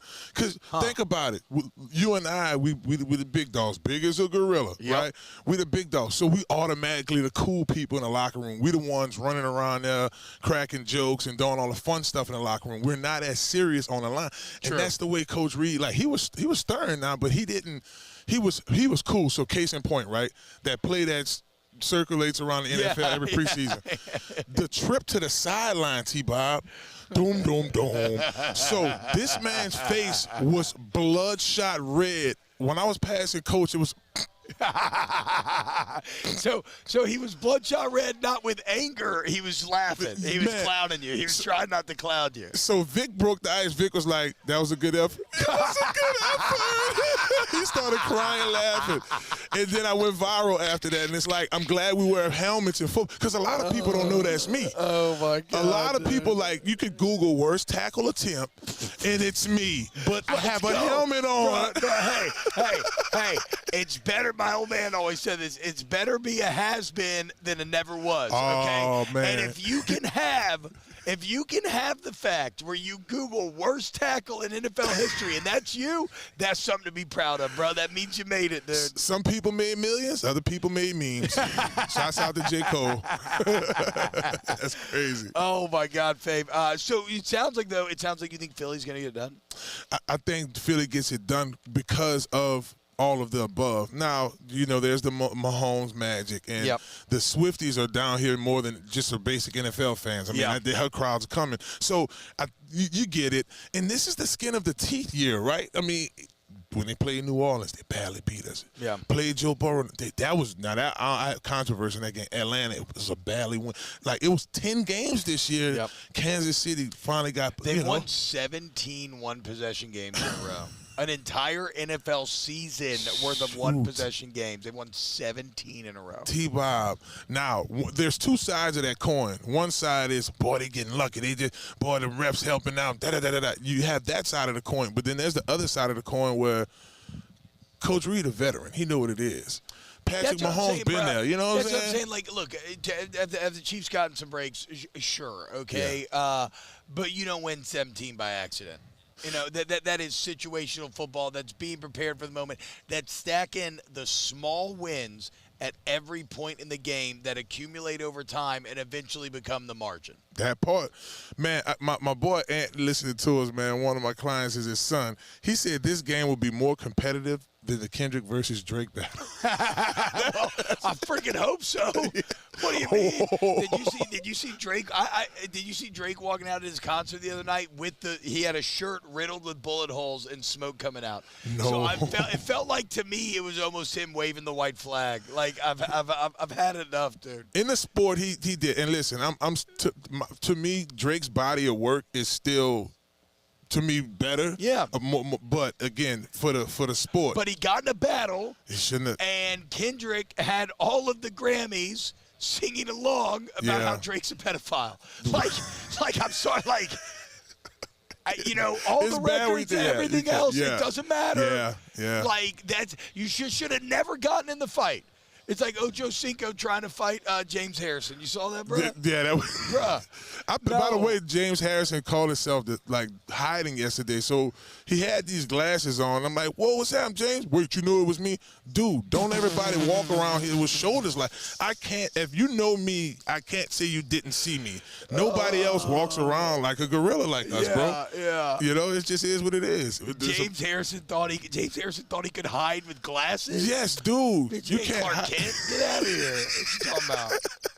He's funny, bro. But now you just, oh, man, it's just wow. Yeah. That's that Debo energy. You have to pick your right. You do have to pick your right battles, though. That is, he didn't. You got Meek Mills, yeah. You know, the Pusha T one was here. And Drake didn't really. Yeah, he didn't pick the right battle. Nah, you went to battle with a lyricist who went into therapy and has unlocked an even further level of his lyrical ability. I would have went straight songs, bro.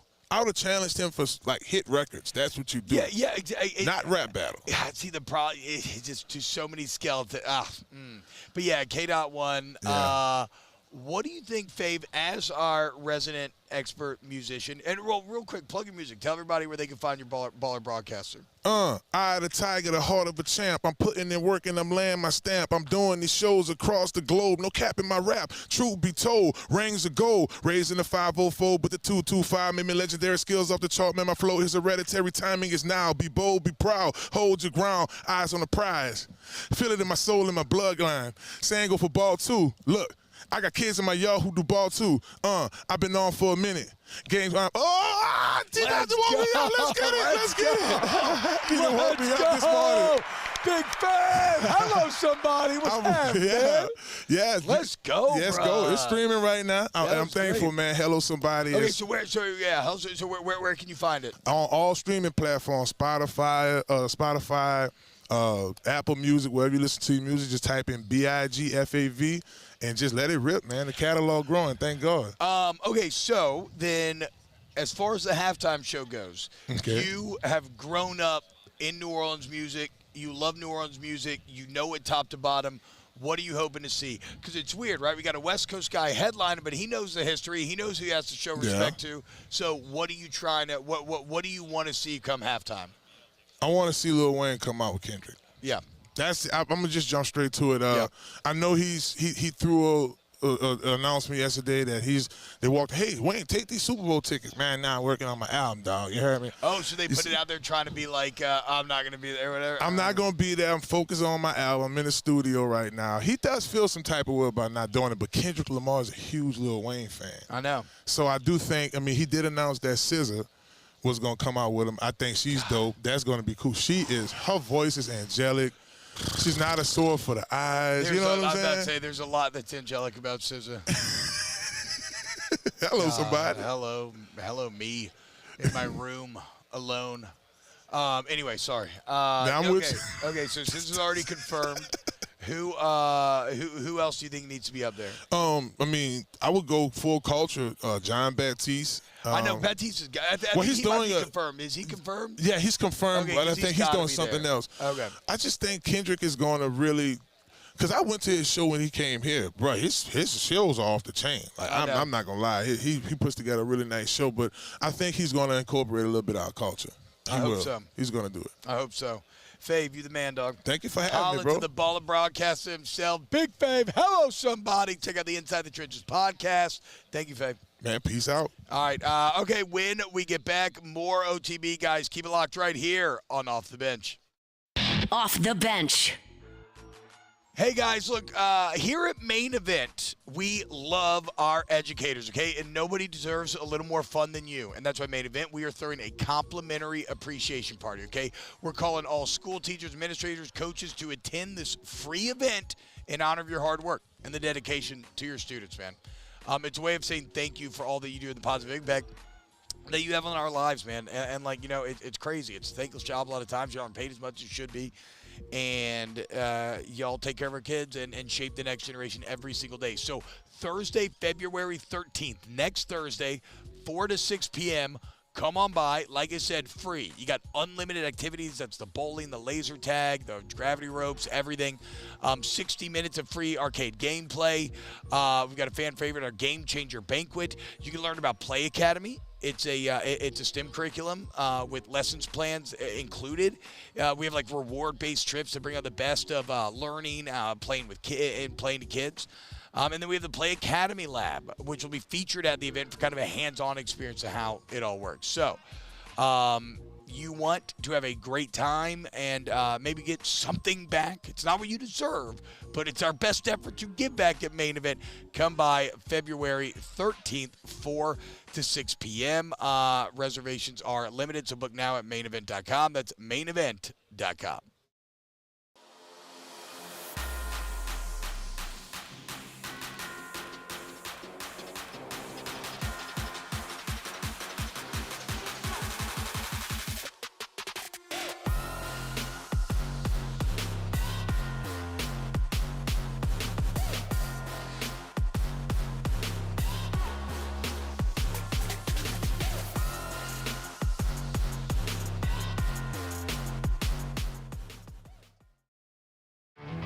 There it is, the extra mile, on the border of expected and extraordinary, for those willing to go further, like vans customized for work or play, with safety and tech to keep you connected. Supported by a 5-star sales, service, and finance team, and backed by the 1-star you know. So go the extra mile. It's never crowded, because so few have what it takes to go there. Mercedes-Benz Vans. Jerry and Benny Payne began Central Plumbing Company out of their driveway in Tanglewood subdivision. 50 years later and 4 generations down the road, we continue to serve Baton Rouge and the surrounding areas for all of their plumbing needs. Residential, commercial, industrial, or hospitality, Central Plumbing is here 24/7, 365. We want to thank our customers, family, and friends for 50 years of success. And looking forward to 50 more. At Auctioner, we know healing is a team sport. That's why we've partnered with world-renowned orthopedic surgeon Dr. James Andrews to create the Auctioner Andrews Orthopedics and Sports Medicine Institute. Whether you're a professional athlete or a weekend warrior, our team of specialists are dedicated to getting you back in the game. So whatever your reasons are for reaching your personal best, we've only got one: you. Auctioner Andrews Institute. Long live you. Family owned and community driven. Service Chevrolet Cadillac, a legacy you can trust since 1972.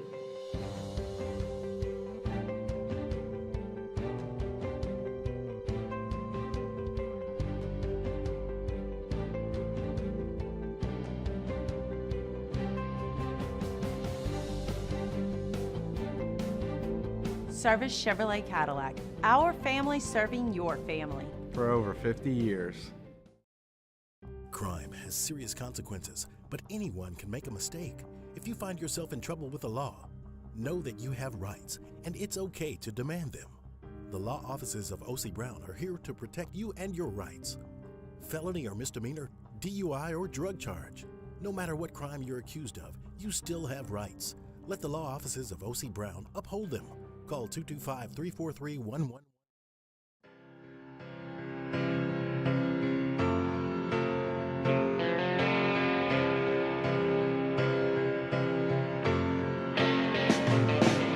Slip inside the eye of your mind.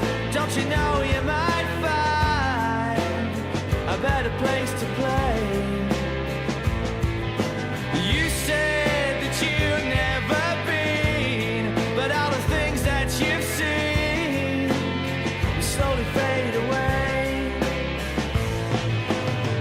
So I start a revolution from my bed. Off the Bench with Hester and T-Bob. Live from Super Bowl 59 Radio Row in New Orleans. Presented by L'Auberge Casino Hotel Baton Rouge. What's happening, y'all? Welcome back to OTB. We are live from Radio Row, brought to you by L'Auberge Hotel Casino of Baton Rouge. Okay, guys, we gotta be quiet. It's Friday, which means it's champagne shenanigans, okay? I don't know. I doubt. I mean, look, I know it's open container, New Orleans, it's all good to go. I don't know if we're allowed to drink champagne inside the convention center, but that's why this is great, that this is definitely not champagne. This is liquid in a golden bottle. That's all that it is, okay? And so I'm going to pour some of said liquid into this bottle, and we are going to start to enjoy ourselves here on this Friday, guys, okay? Someone get T-Bob a new pair of pants. Okay, screw you, Bilbo. I've literally worn like more pairs of pants this week than I've ever worn in my entire life. Rivs can confirm this when she gets on the mic. I bought like a bunch of pants for this week. Turn up, yeah, there we go. There we go. Yeah, no, he went shopping. He got like... Yeah, for Super Bowl week, tried to get set up a little bit. So I have a lot of pants, not to brag. I have so many pants that I wore white pants one day. And then Which is a bold move. Yep, for anybody. Bold move. And then I did white pants with with crawfish, which is an even bolder move. And well, it's dumb because it turns out I got crawfish grease and guts all over my white pants, and I was sweating very badly. I called T-Bob that day, and he answers the phone, and he was breathing so hard, and I was like, "What is happening right now?" And how much crawfish did you eat? It was 2 giant boxes. I ordered 5 pounds. He was probably about 6, He's like, 7 I'm sweating. pounds. I'm sweating. Well, first of all, Wait, 6, 7 pounds with the fixins, 2 sausages, 4 patatas, 2 corns. Okay, show some respect. A couple of things. So that same day, Big bugs. T-Bob calls me. He invites me to Bayou Beer Garden to eat this crawfish with him. Shout out Big He's like, Andy. come hang out with us. Like, Big we're Andy, eating, whatever. my freaking guy. I'm driving back to Baton Rouge because I got to go pick up my kids from school, and I was like, I'm just going to go do that.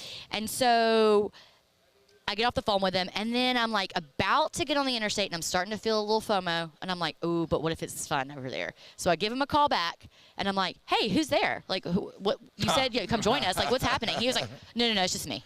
Nobody came. And I was like, you called me because no one's there, and you're bored. I was like, I'm getting on the interstate. No, I called. Joey Molnaro's in town. I was trying to show him. I was trying to, show him New Orleans, right? Like you really show him. And I ended up bringing him to like Lucy's Retired Servers Bar. That was great. Oh, and yeah. Then, he did a spot.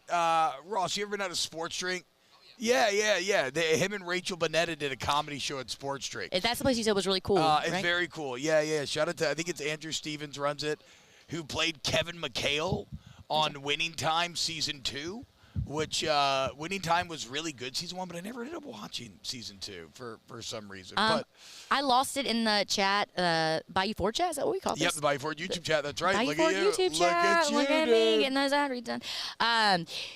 I lost it. I don't know who said it. They said they're calling security on us. Well, joke's on you because we're so tight with the cops. We're so dude. tight with the cops. Hello, nerd. You ain't getting me, dog. You ain't getting me, dog. We are credentialed. I might as well have a. They specifically came over here, and he was like, "These are my last 3. I wanted y'all to have them. We are good." I am one step away from a Back the Blue bumper sticker.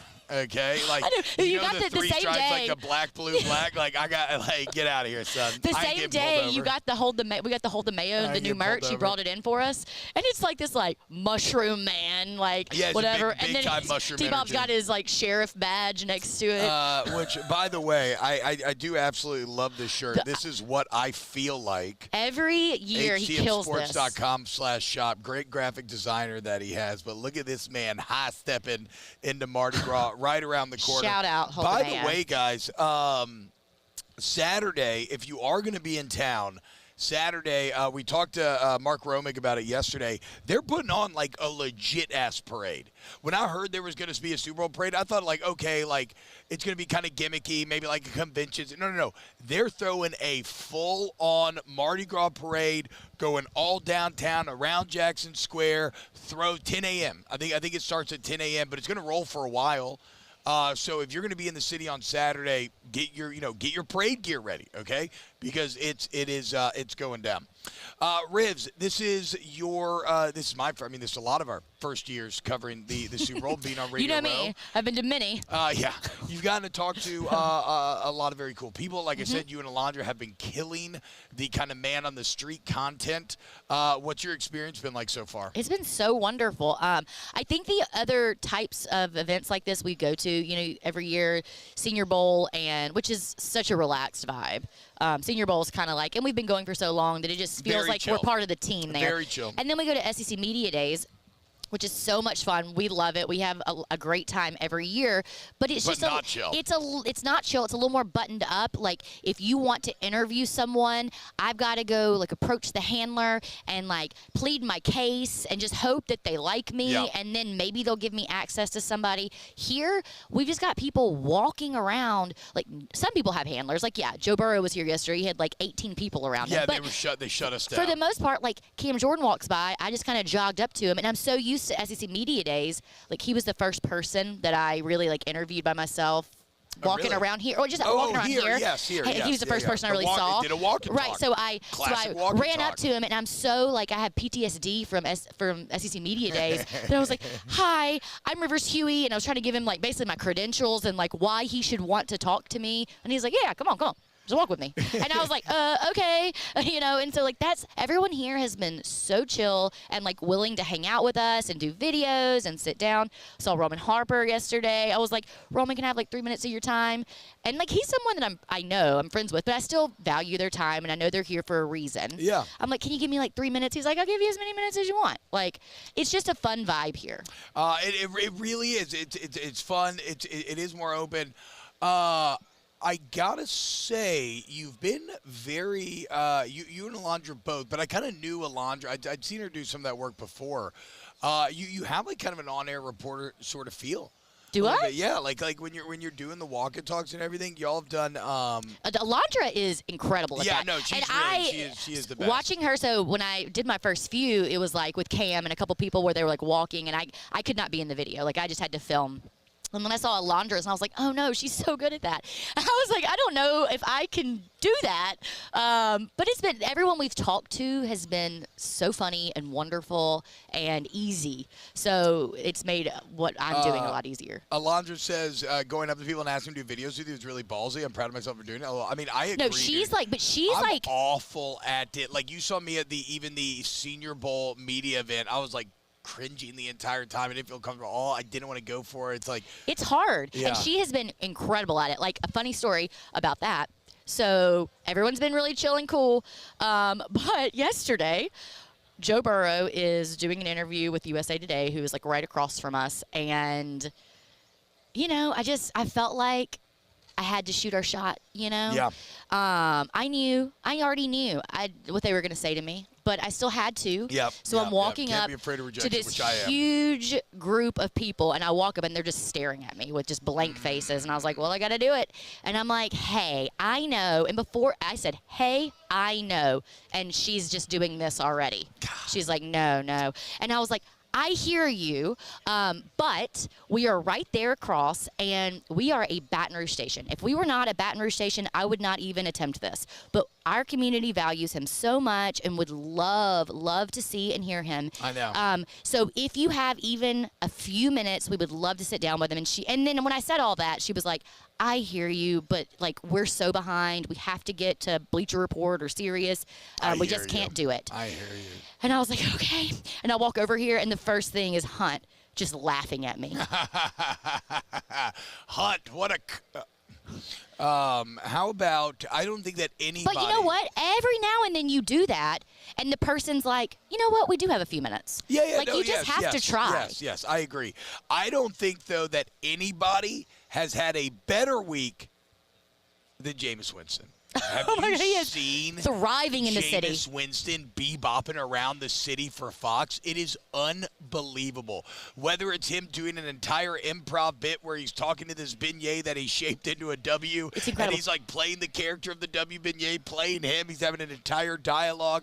Then we see him driving a rickshaw through the French Quarter, singing "I Believe I Can Bike" instead of "I Believe I Can Fly." He's second lining into Cafe Du Monde. I mean, Jameis Winston is thriving. The fact that Dennis Allen took Jameis Winston from us is the single worst thing. And he's done a lot of bad. It's the single worst thing that he did as the head coach of the New Orleans Saints. The single worst. This entire week has just made me wonder, what if he never tears his ACL? What if Jameis never tears his ACL? When the Saints, I believe, were 5-2 at the time. He had 14 touchdowns to 3 picks.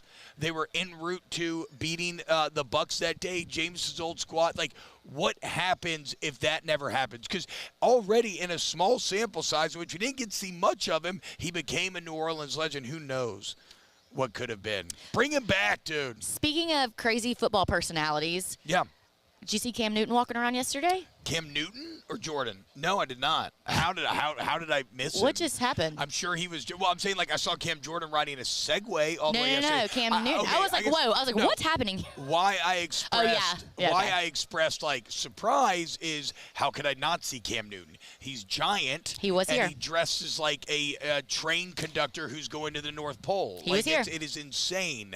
He was doing his hat thing. But then also, yes, to be fair, that could have been confusing because Cam Jordan was here riding around on an electric scooter for like an hour. For like an hour. And I think that's kind of hard to do because at that time of day that he was doing He was getting it was packed in here. I don't know. I could barely walk, and Cam's just riding his electric scooter, and he's going fast. So David Njoku was walking around all day just in tiny shorts and no shirt. Is that a bit much? I thought it felt like a bit much. I mean, literally just like tiny, and I love sexy shorts. Okay, I wear them all the time. I wear very skimpy bathing suits, but at the right time. I don't know. It just felt like a bit much. I didn't see it. I know. There's just people walking around everywhere, and people are like, "Oh, did you see so and so?" I'm like, "What? Where?" Yeah, exactly. Right. How did I miss Cam Jordan or Cam Newton? That sucks. All right. When we get back, more shenanigans, and then coming up in hour number 3, we still have Ed McCaffrey coming on. Johnny Avello from DraftKings. We have our Tay NFL story of the day. And we got to have some bench. It's gonna be a great show. Keep it locked right here on Off the Bench. Off the bench. Go to Boudreaux's Electrical. Guys, shout out to our friends over there at Boudreaux's Electrical who are hiring electricians right now. So if you want to work in a great family environment, you want competitive wages, you want to check out Boudreaux's, you go to boudreauxelectrical.com and go ahead and apply there. And if you are in the market for a Generac home generator, it's going to keep the lights on for you and your family. Make sure that y'all are protected for when crap hits the fan. You go to Boudreaux's. They're one of the top certified dealers of Generac in the entire country. They have over 9 certified Generac techs. They stay on top of your systems 24/7 to make sure that they do not break down. And they've gone so far as to driving out in the eye of a hurricane, cutting down trees to make sure that a system was ready to go. So, again, family first, customer first, that's Boudreaux's Electrical.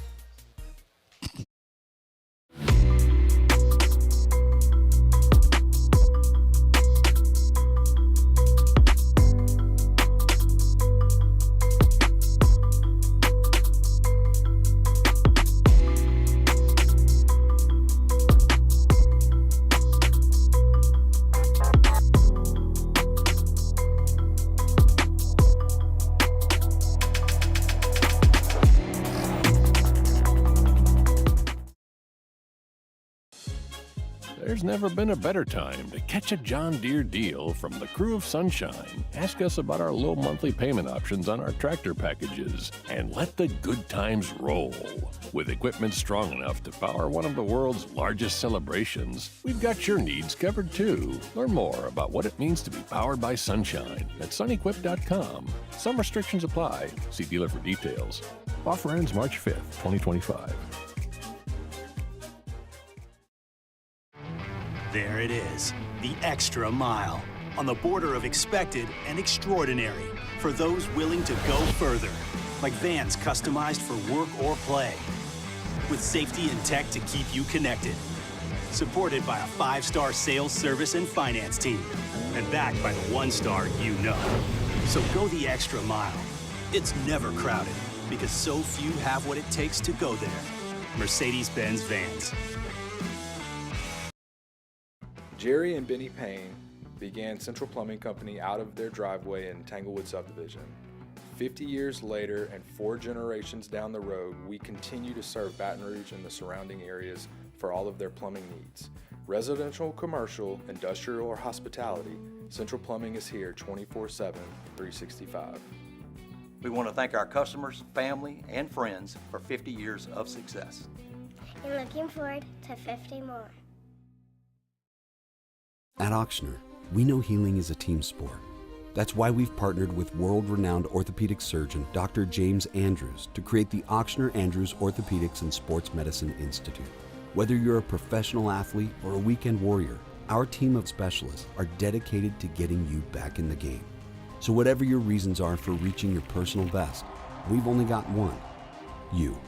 Auctioner Andrews Institute. Long live you. Family owned and community driven. Service Chevrolet Cadillac, a legacy you can trust since 1972.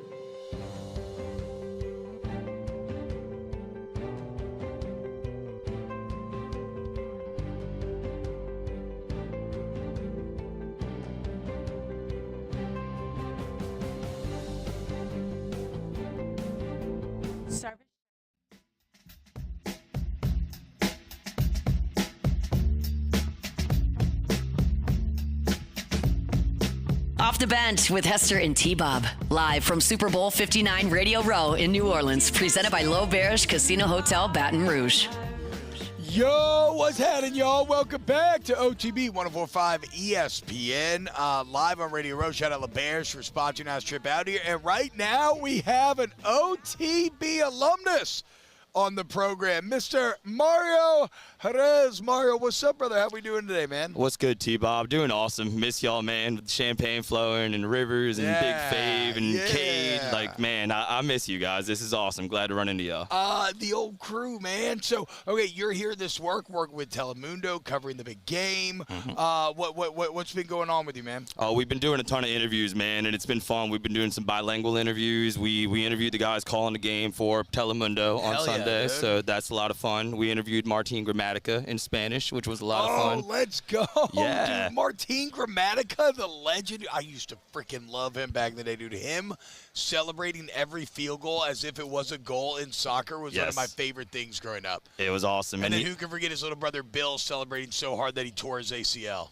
Yeah, unfortunately, that's kind of what he's known for. But Martin's last season in the NFL was in New Orleans, so he actually had some good New Orleans stories. So really enjoyed that combo. Martin Gramatica was with the Saints? Yes, his last season in 08. That was. I did not remember that. I remember I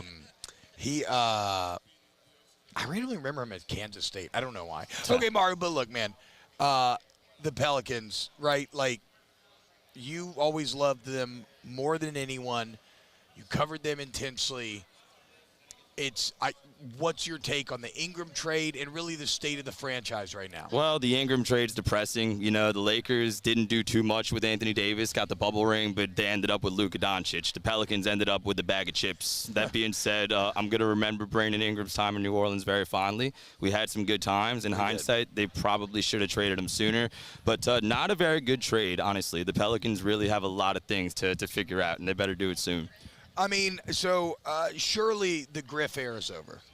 Probably. I mean, you would think, but, you know, with that organization, how patient they usually are with stuff. And you did at least get a first-round pick back for this Brandon Ingram trade, so maybe. They have drafted well. I guess it's kind of the one thing of the Griff era that you could say. Exactly. So they've shown that they could do that, but you kind of need like a Saints 2017 level draft if you're going to get competitive soon. So gotta kind of be patient if you're a Pelicans fan, which I know is frustrating, but that's kind of where we are right now. How depressed, like, are you still a Pelicans fan? Oh yes, I'm still a Pelicans fan, and while we're running out of time, T-Bob, I'm still a member of the OTB family in my mind because, as you said, always and forever, dude.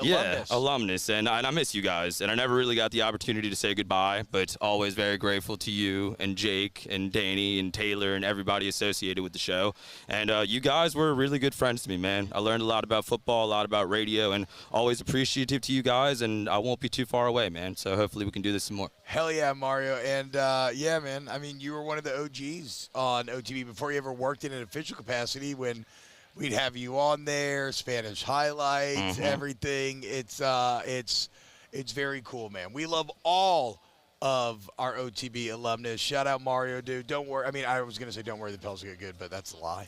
All right, hour 3 of OTB coming up next. Off the Bench.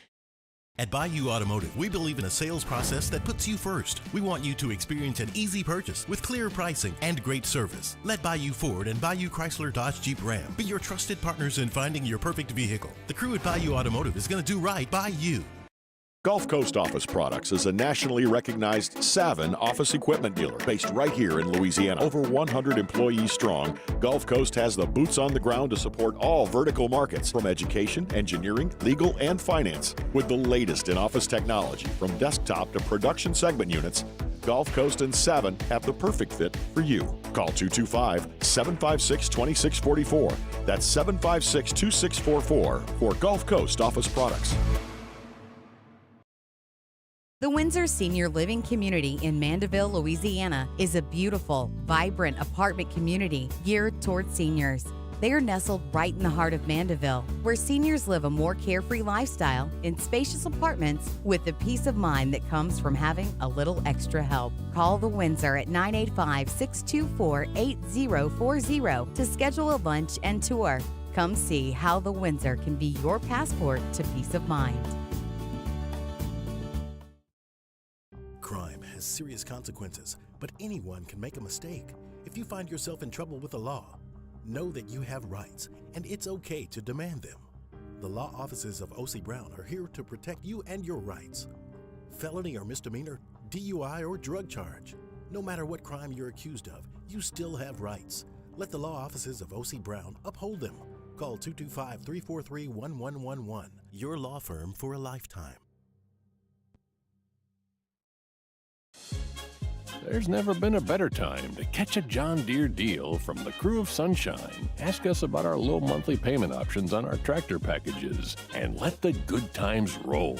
With equipment strong enough to power one of the world's largest celebrations, we've got your needs covered too. Learn more about what it means to be powered by Sunshine at sunequip.com. Some restrictions apply. See dealer for details.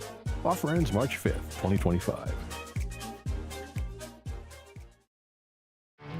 There it is, the extra mile, on the border of expected and extraordinary, for those willing to go further, like vans customized for work or play, with safety and tech to keep you connected, supported by a 5-star sales, service, and finance team, and backed by the 1-star you know.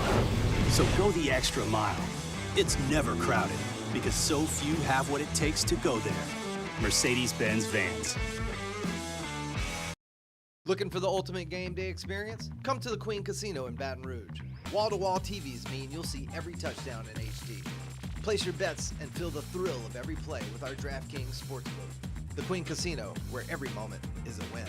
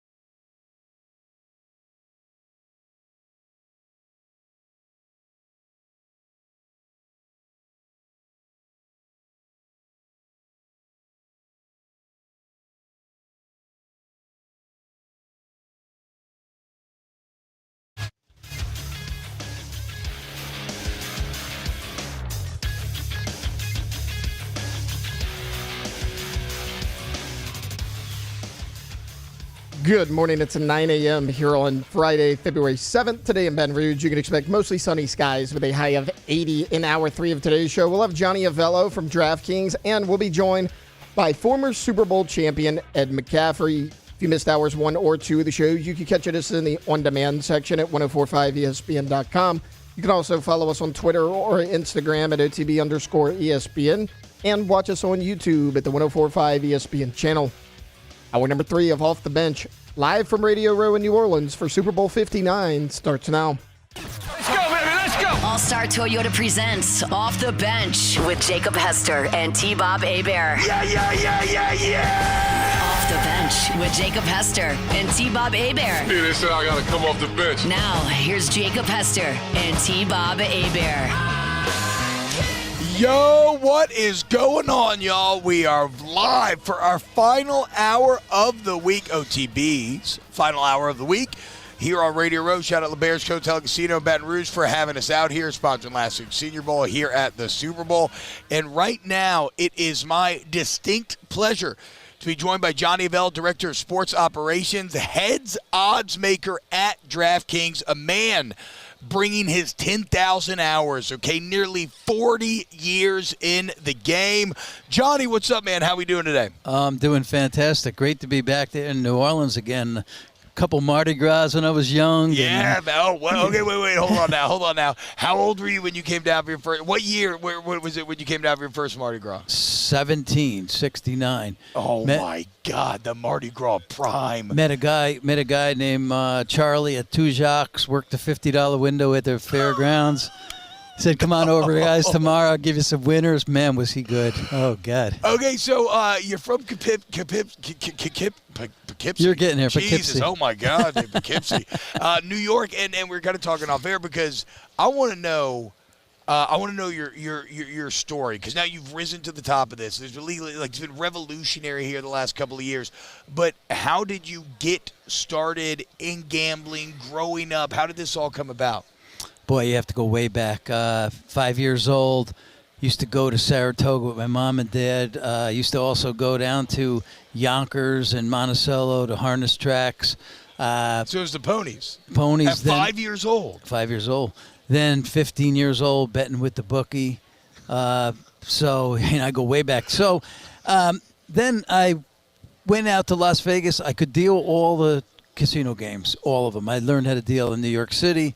I went out there to do that, and after about 5 years of doing that, I saw they had this thing called the Race and Sports Book. Yeah. I said, yeah, that's more in my lane right there. So I actually got into it there, started at the very bottom as a ticket writer and kind of worked up towards, a supervisor, odds maker, and learned the whole corporate world, and here we are 45 years later. John, that's insane on multiple fronts. Okay, but let's go back to 5 years old then, because general polite society tends to say that you want to protect your kid. Bringing your kid to the racetrack. Are you kidding? Like, what are you? So what was that experience like? How did your parents approach that growing up and be like, hey, Johnny, you want to come? Like, how does that come about? Well, my mom and dad were just horse players, degenerate horse players. And so they had no choice but to take me with them or leave me with someone, and there was no one to leave me with probably at the time. Yeah, so that's how I got man. started. Okay, come on to the track then, Johnny. Oh, that's incredible, man. And so you see that. You get the bug, like you said. So what has it been like then? Because I don't think, I think everybody pretty much is this way. Like, before legalization and kind of the widespread and online gambling and phone apps, I mean, it's been huge in Louisiana. I mean, yeah, you had to have a bookie, right? You kind of doing things a lot underground. So what's it been like for you being a part of this community for so long and then watching it just explode onto the scene these last few years? Working in a retail environment in Las Vegas, my last job, I ran the Wynn for 13 years, and I was actually going to retire, and the DraftKings guys came after me. They recruited me, and after about 4 meetings, they convinced me to come on board, and I knew that this space was opening up. PASPA was overturned, and do I really want to retire, or do I want to stay in this, because this is going to explode, and I'm going to be sorry if you're not part of it, because retirement, I was thinking maybe I'll do some outside consulting. I wasn't going to get out totally. That's not me. I mean, you got to be doing something. I got to be doing something, and I've been doing this so long, every day, so many hours. So I said, okay, take a shot at it, and it's just worked out great, and I've seen us go from one state, New Jersey, to 29 now digitally, and a couple more on the retail end, and it's just getting bigger. Well, and it's crazy, man. I mean, I was joking, but like, I've done commercials for y'all, I think, on like probably 3 or 4 of my different shows, right? We've done multiple runs here. I've had multiple podcasts which have been sponsored by DraftKings. But Head's Odds Maker, I think, to me, when you think about Vegas creating odds, I call y'all almost like the oracles of Delphi, right? Like the oracles out west. There's some weird magic taking place. What's the process? Okay. How do you sit down and decide, okay? Because are you trying to incentivize? And are you trying to incentivize action? Is it just a completely objective, well, we think this is like the difference between the teams? Like, what is that process like? Remember one thing about an odds maker. The objective is not to pick winners.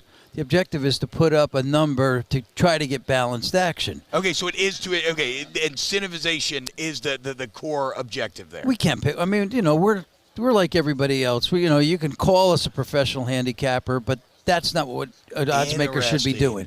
We have the juice working for us on everything we put up, whether it's a straight bet, a future, a prop. The juice is working for you. So put up a number, the right number that you believe is the right number, and let people bet it. and hopefully you'll get. And we never balance out. We never get balanced action, but that's okay. Yeah. Because think of it this way: if you're 700,000 high on one side, that means that if you lose the game, you're going to pay out probably 700, 650, but you're going to win 850 or 9 if it wins. So let the juice work for you over time.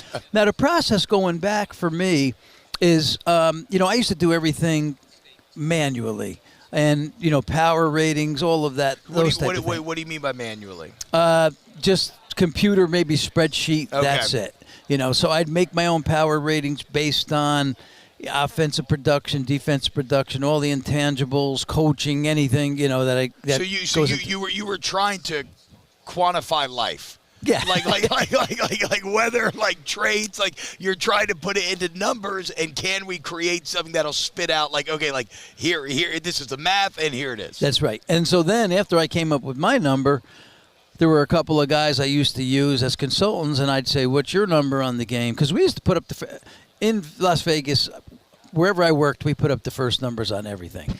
And so I would call the couple of consultants I've had, what's your number?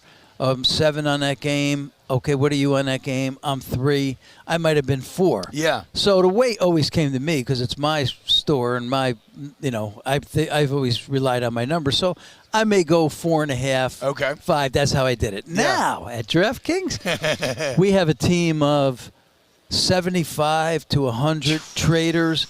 We use algorithms. I'm about to say, I cannot imagine where the technology's at it's a whole in terms new of ballgame. quantifying life. Yeah, quantifying life. And like coming up with ways to create that.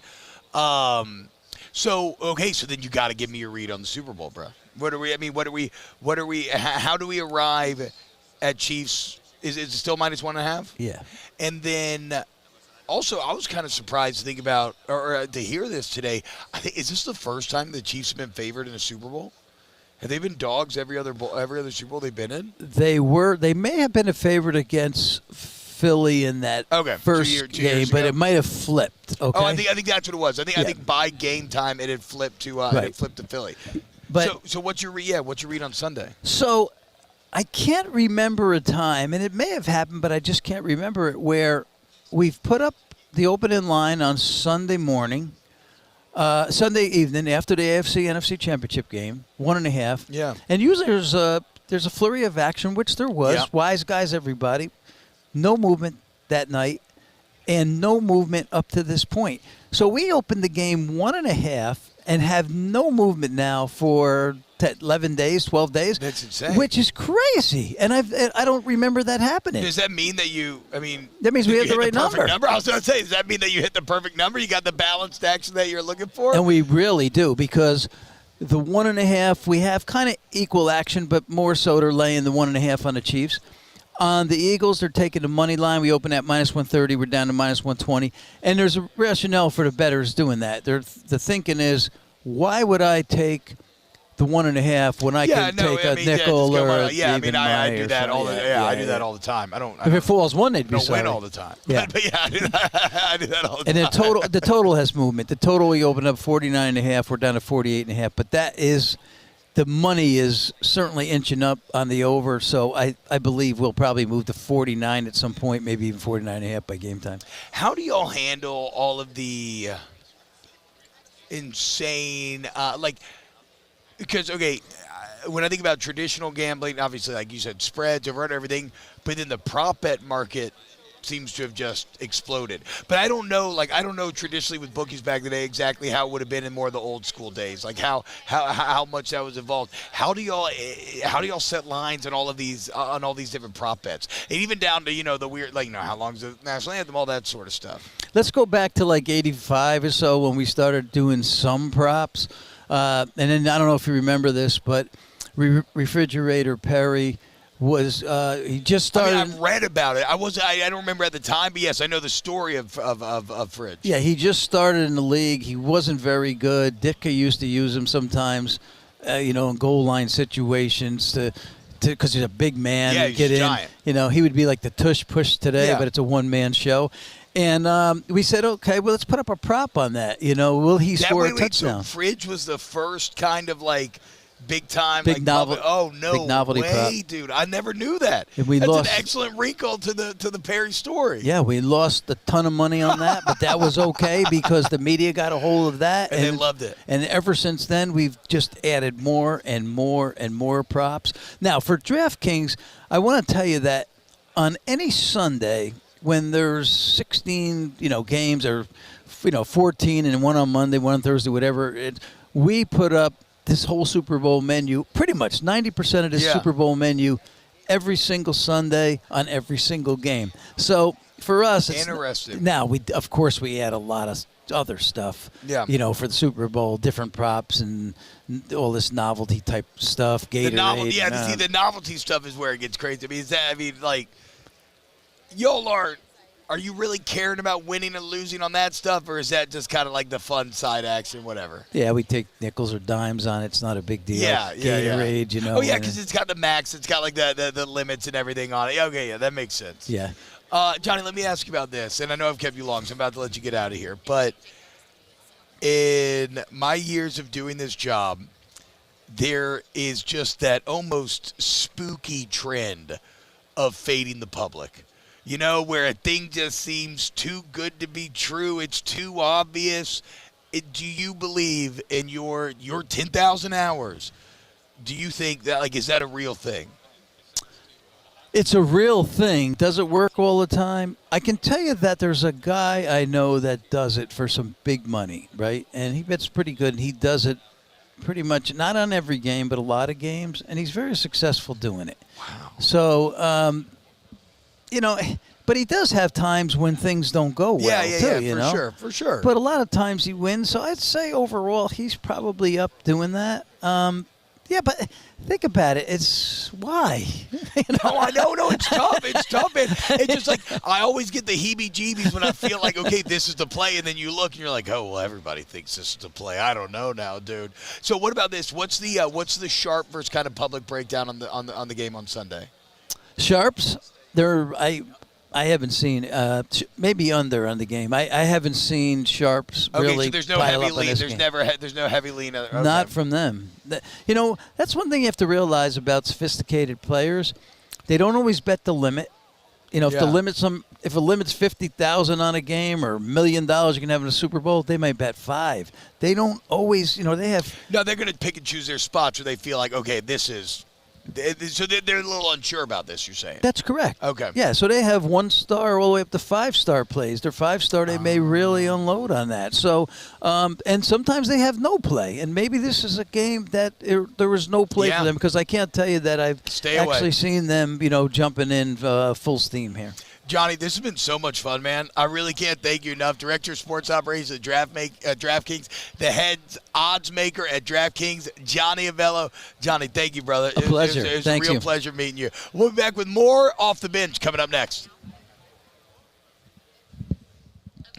Off the bench. Hey, what's going on, y'all? Each and every day we are brought to you by Tommy's Windows, Doors, and Siding. GEAUXTommies.com. GEAUXTommies.com. You need hard to plank or vinyl siding, wood or vinyl windows. You need any type of door you want. Tommy's.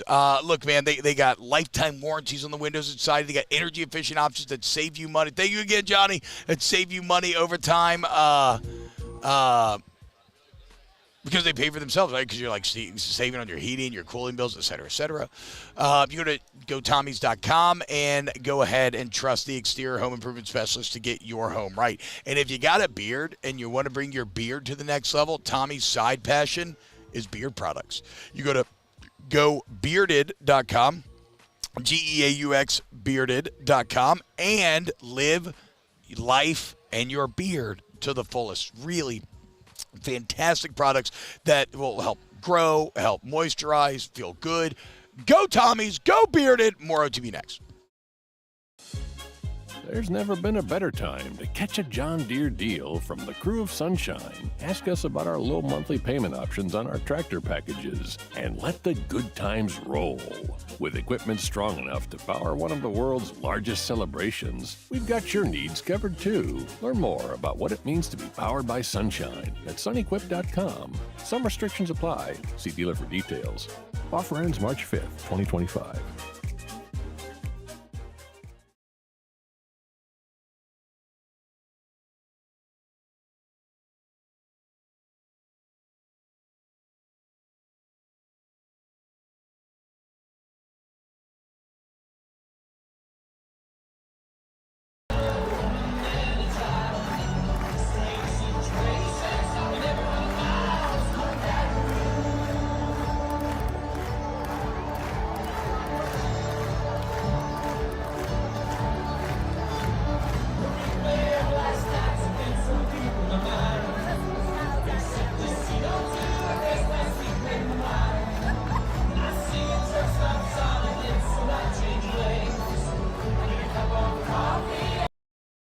auctioneer, we know healing is a team sport.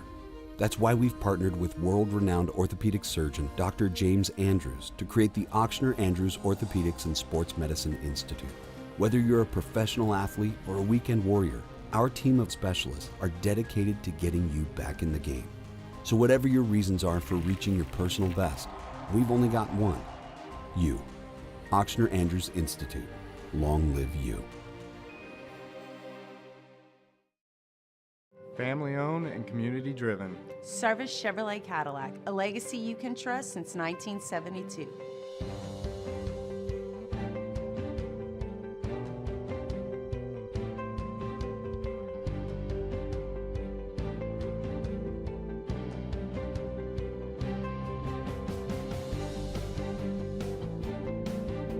Service Chevrolet Cadillac, our family serving your family. For over 50 years. Crime has serious consequences, but anyone can make a mistake.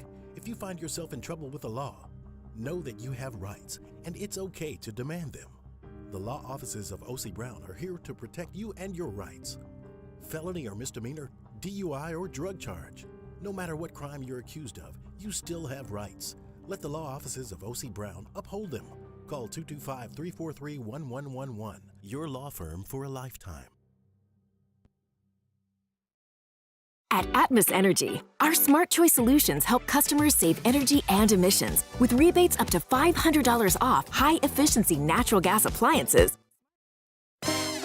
Slow motion for me, moving slow motion for me. Slow motion for me, moving slow motion for me. With Hester and T-Bob, live from Super Bowl 59 Radio Row in New Orleans, presented by L'Auberge Casino Hotel, Baton Rouge.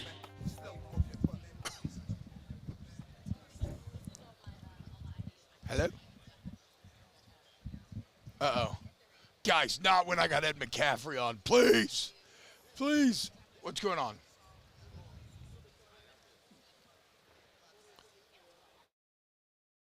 Do you remember, Bob, you're on. Wait, so you were on? Wait, hello? Are we on? Yeah. Oh, okay. Why did you tell me that? What's going on, yo? Welcome back to OTB. Sorry, guys, I got a little distracted. I'm talking to the legend, Ed McCaffrey. Now, I mean, you got to understand, guys, I talked about at the beginning of the show today when we were talking about Super Bowl memories.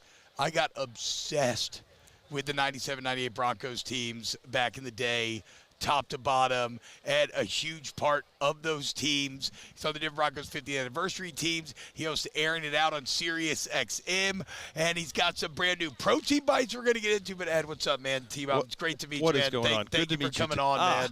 Thank you for having me on the show. I appreciate it. Man. No, this is so cool. So wait, I got to be honest. So I'm doing like a little whatever. You Wikipedia, like, okay, look at the resume and everything. My conscience, I was born in '89. Always, you were a Bronco in my mind. You were a member of the '94 Niners Super Bowl team? Yes. Okay, so I just learned something about that team this week. So that would have been right after the creation of free agency, right? Like, that's right after everybody went to court. I know my old man held out. I think Reggie White was a key member of that as well.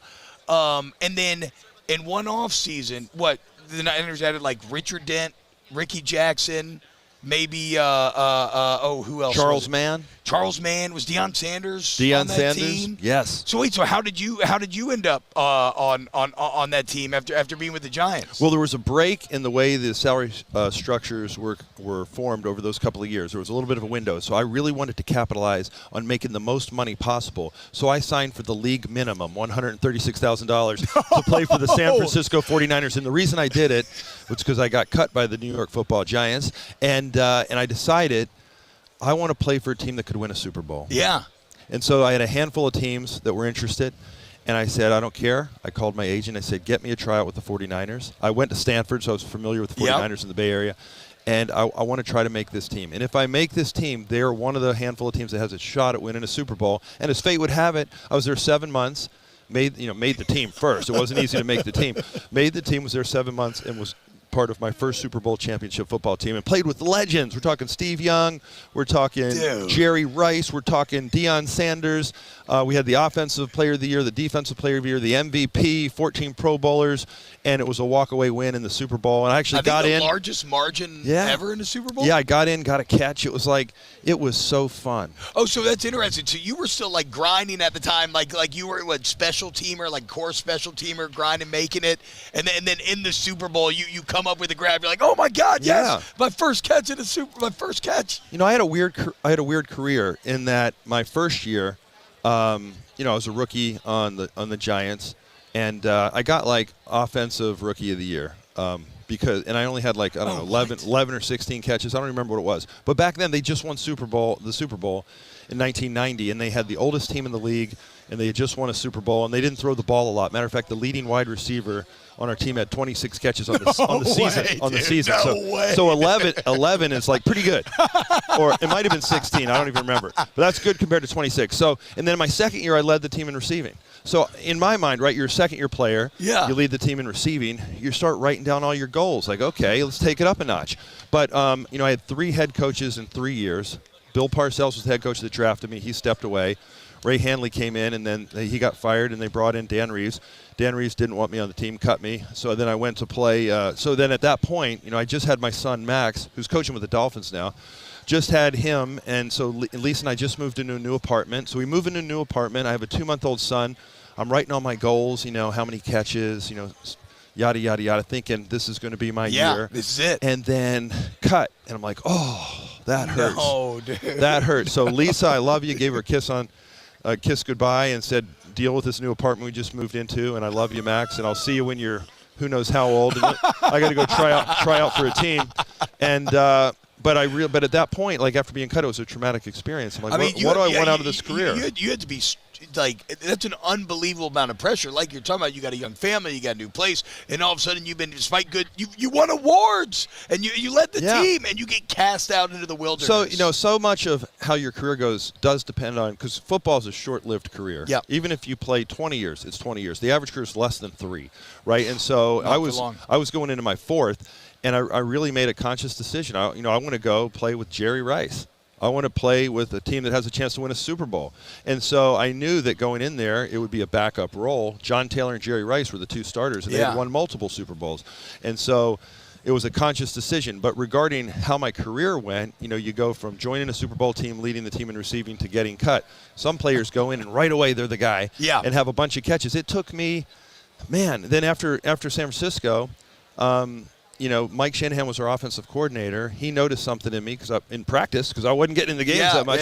He noticed something in me and offered me a contract in Denver, and within a couple of years I earned the starting role there. And I kind of hit stride, let's talk year 6 or 7. So luckily I was good enough to play 6 or 7 years before I got the opportunity to be a full-time starter. And we won a couple Super Bowls. We were the best team in the league before we won Super Bowls. We were 14-2 and got upset by Jacksonville. Jaguars, dude. People right forget at the about that. Right when they were at the beginning. What was that? Mark Brunell.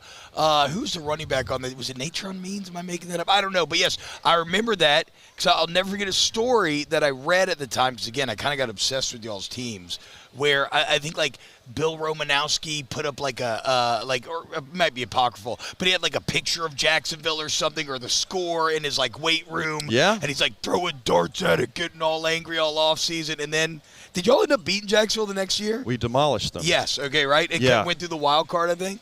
Yeah, we smashed them. But you don't understand, we were, and no one will talk about it. And Denver's a smaller market, and we didn't have social media, and no one made a big deal about it. And we were 14-point underdogs the next year. I'm like, you quickly forget. In the Green Bay game, we were the best team in the league that year until we weren't. Until we had one bad game. Yep. We had a bye, and then we lost at home in the divisional round to Jacksonville, who was on a tear. They had just won 5 in a row, and they got hot right at the right time. We had one bad game.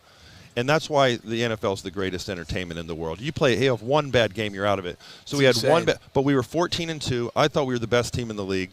After that game, the next day, I was in the weight room. Gary Kubiak, who went on to win Super Bowl 50, right? Absolutely. He was our quarterback coach in OC, and he leaned over to me because I was in the weight room with Gary, getting a lift in the day after the game. And right off the bat, you know what's weird about that, right? But you were lifting the day after the Thank you. Jacksonville So you get upset, it, right? dude? It's like nobody has to be there. They're No, like, go home. yeah, What are you, go too home. good for your home?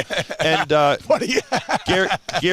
Gary leans over to me and says, hey, Eddie, you know how we're going to be great? And I'm still in shock. I don't know how. He's like, look at the room. 3/4 of our team was lifting weights the day after the Jacksonville loss. That's how traumatic that was. Nobody had a ticket home. Nobody had packed their suitcases. Everyone was in shock, but we were already working towards next year the day after the Jacksonville loss. So was it lucky that we went on to win 2 back-to-back Super Bowls? No, we should have won that year. We didn't, but we had the type of guys on the team that started working the next day towards winning a Super Bowl. Well, and what's interesting, Ed, to me is like, so y'all bookended with 14-2 seasons, right? Was it 12-4 in the middle? Didn't y'all go through the wild card the first Super Bowl year? And I remember y'all were viewed as like pretty big underdog against the Packers. Right? Were they reigning Super Bowl champs maybe at the time? And then and y'all ended up.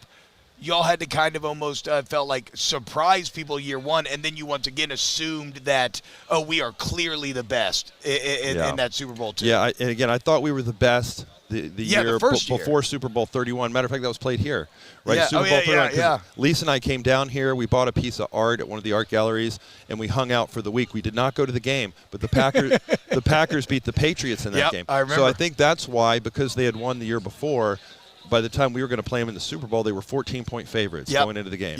And so they were, by the way, they were a great team, right? But I felt like we could have won the year before. That would have been our three-peat. It wasn't after John retired. If we were going to three-peat, we needed that season. And then we won the next two. It was a great game against Green Bay. I'll never forget it. We beat Atlanta handedly in Super Bowl 33. I remember that as well. Since my old man ended with the Falcons, I kind of grew up a Falcons fan, so I was pretty devastated at that time. But I mean, that Green Bay Super Bowl, I remember I was so confused. I was like, wait, they let them score? I didn't understand the concept that, like, they were trying to get the ball back with time enough to try to, because they're like, what Holmgren said, no, let TD in the end zone. Yeah, did they let him score? I don't know. That's what they tried to claim. It could be revisionist history. But here's the thing. Even if they did, it wasn't going to matter. Yeah, exactly. He had 3 touchdowns and was the MVP of the league and the MVP of the Super Bowl. That was unbelievable, and even if you had tried to stop us, you weren't going to stop us anyway. There was a very funny play in that game where TD went to Coach Shanahan right at the end of the game. He's like, I can't see. He was getting a migraine. No, I know. And he's like, I can't see. And Mike, as all head coaches, it's okay. Just go back in as long as they see you in there. They use him as a decoy. Yeah, they That's think right. They think you're getting the ball. You'll be okay. But I can't see. Oh, it's fine. Just patted him on the back, sent him back in there. But in Coach Shanahan's defense, a defender came to tackle him, and he made a miss, even when he couldn't see. So he was insane, dude. Yeah, they weren't going to stop us no matter what. I mean, our offensive line was killing it. Alex Gibbs, nobody over 300 pounds. I was always mind blown by that, dude. Everybody under 300, big stank. I remember I had Mark Schler's O-line DVDs in high school teaching me how to really? play. Oh, yeah, dude. You're making me feel old, because I remember when they came out. No, man, that O-line, though, nobody over 300. You know what they used to do? Because they had to be 300. Yeah. So they said, your guys got to come in at over 300. They'd slip like the little 5-pound plate in their tights. Put them in the girdle. Just so they could weigh in there. They drink a lot of water, trying to get up to 300 pounds. We had a couple guys that might have been a little bit over 300, like a Gary Zimmerman and a Tony Jones. But all the guards and centers, they were just trying to pack on weight the whole entire season. Now they're all lighter than I am. They're like 225. I know, bro. I'm like, I was receiver. I'm heavier than our offensive line. Oh, yeah, it's like I see, LSU great Alan Faneca. Every time I see him, he's like running marathons now. Just dropped everything. Bro, it's, okay. We got to talk about the protein bites real quick because this has been awesome. It's like a dream come true for me. But these are McCaffrey protein bites, sustainably made, plant-based, chocolate chip cookie dough. Take me behind the creation of Are we doing a real live taste test? Yeah. Real live, the pressure's on. Dude. Okay, so I love cookie dough, though, so you're already ahead of the game. Here's the thing. I'm trying to eat healthy, right? Yeah. Like, unlike our linemen who go down to like 195. I went up to 275. You got up to 275? Yeah, I'm down to 245 because I'm eating healthy. Lost 30 pounds. My family's big. But anyway, I wanted to come up with a really healthy, good. See? Oh, wait. Oh, my God, dude. I'm not even just blowing smoke. That is delicious. Thank you. That is excellent. I'm going to let this breathe. Hell yeah, bro. I'm not going to talk. It does not have the normal chalky protein taste. It's got the cookie dough texture, and then It was almost a bit of obviously because it's chocolate chip cookie dough. I don't know what the sweetness is coming from. Is that just sugar on there? Whatever's on the outside, is that like elderberry, monks? I don't know what that is, but that kind of crystallization on the outside plays very well. Dude, this is amazing. Thank you. This is really Thank good. you. That makes me happy because we just launched this week. This is the first week that I've been handed it out. I've been getting everybody's opinion, and so far so good. Because to your point, it's non-GMO, gluten-free. It's so hard to find a great tasting healthy snack. There's a lot of healthy snacks out there. Most of them are dry. They taste chalky. That's what the word you were looking for, right? They're not chalky. They taste delicious. They're sweet. I wouldn't put my name on it unless they tasted good, because I've tried every single healthy snack out there, and they last a week or two, and then I can't do it anymore. Yeah. Right? They're that. But these taste like a dessert. They are delicious and they're super healthy. And anybody that's gluten intolerant is going to love them. Anybody, these particular... They're vegan even. I mean, they got soy-free everything, dude. Kosher. And so they're super healthy but delicious. So, you're going to eat breakfast, lunch, and dinner, but really you should eat 5 to 6 meals a day. Yeah. You should have your breakfast, lunch, and dinner. But you know how it's before dinner, you're starving. It's like it's still an hour or two away. Or you're doing a show and you're like, I can't eat a cheesesteak in the middle of the show. No, hell no, fall asleep. It just gives you a little pop of energy, and it has protein in it, which is so incredibly important for recovery and for... Trust me, I've been getting all kind of crap from Hester, man, because... been working at my ass. So actually, Riv's been working at her gym a lot, and but I have not. I don't know why. I know better. I have not been taking in the protein afterwards, dude. Yeah. And so I'm getting berated about wasting my workouts every day. Yeah. Well, it helps you recover. Yeah, I know. Yeah. You know your way to the workout room. You know your way to the weight room. And you ever get sore the next day? It'll make you a little less sore. I learned that when I was playing. It's like in the beginning there was just carbohydrates and they didn't have any protein in the supplements. And I noticed when I started taking them after the game, because these could be taken pre-game, like 20 minutes before the game, halftime, or post-game.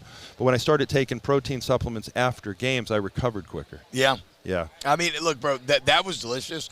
I get to keep these bags, right? They're yours. Let's go. Share them with everybody. Okay, and last thing here, man. Just know the salute was one of the coolest touchdown celebrations ever. And just know that there was a chubby 7-year-old white kid playing church league basketball who every time he made a layup would salute his teammates in honor of the 2-time Super Bowl champion Denver Broncos, dude. I love that. I loved y'all's team so much. I love that. Terrell Freaking Davis. Awesome, dude. Shout out TD, dude. He came up with that. They had the running backs that were called the No Limit Soldiers, and they'd play songs every time they scored. And they started the salute, and it went from the running back room to the whole team. It was a lot of fun. It was a phenomenon, man. Ed, dude, this has been so much fun. Thank you so much. Appreciate Again, guys, NFL Sirius XM Radio airing it out. Check it out. Ed McCaffrey, NFL legend, 3-time Super Bowl champ. We'll be back with more OTB next. Off the bench. Hey, guys, I want to remind you about Gordon McKernan Injury Attorneys. Get Gordon, get it done. 225-888-8888. You need somebody who's going to fight for you and get you what you deserve. That's Gordon, man. Look, you get in an accident, that sucks.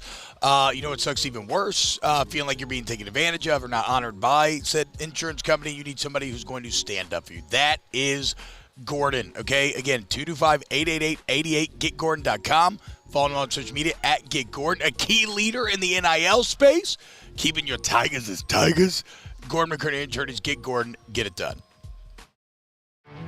There it is, the extra mile, on the border of expected and extraordinary, for those willing to go further, like vans customized for work or play, with safety and tech to keep you connected.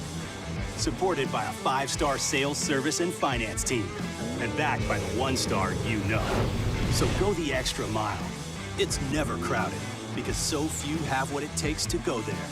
Mercedes-Benz Vans.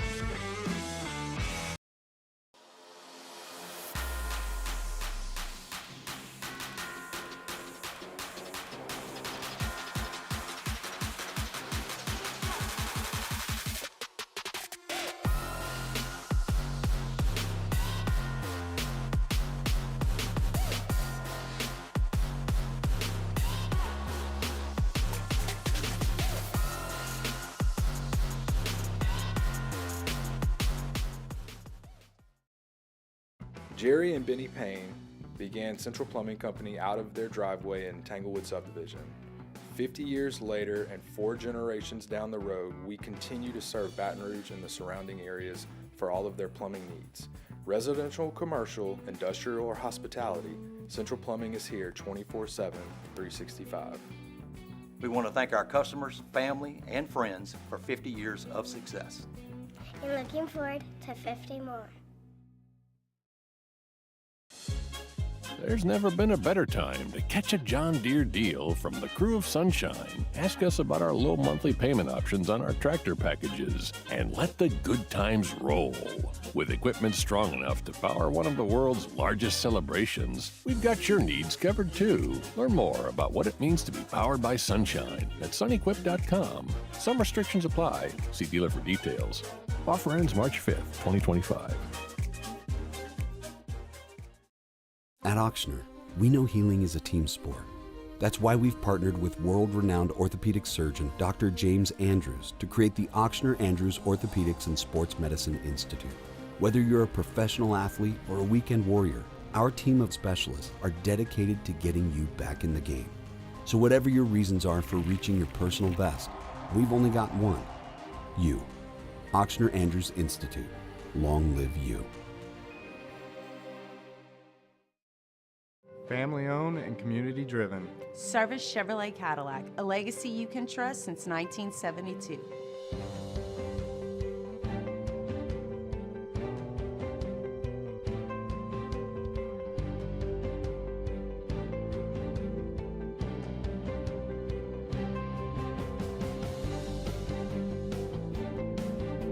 Service Chevrolet. 1, 2, 3, My baby don't mess around because she loves me so, and this I know for sure. But does she really wanna, but can't stand to see me walk out the Off the Bench with Hester and T-Bob. Live from Super Bowl 59 Radio Row in New Orleans. Presented by L'Auberge Casino Hotel Baton Rouge. What's happening, y'all? Welcome back to OTB. We hanging out here on Super Bowl Radio Row. Shout out to L'Auberge Hotel Casino and Baton Rouge for having us out here. Man, guys, you could probably tell, but your boy was geeking out pretty hard. Again, I was neurodivergently obsessed with those Broncos teams. And Ed McCaffrey, 87, such a key part of those teams, man. Getting to talk to him about all those old memories, that was just cool as hell, man. That was one of my favorite things I think that I've ever done. All right, Riv's going to be hopping on here in a second for some the close of the Champagne Shenanigans. But before that, Tay-Tay, let's get into a little NFL story of the day, Tay.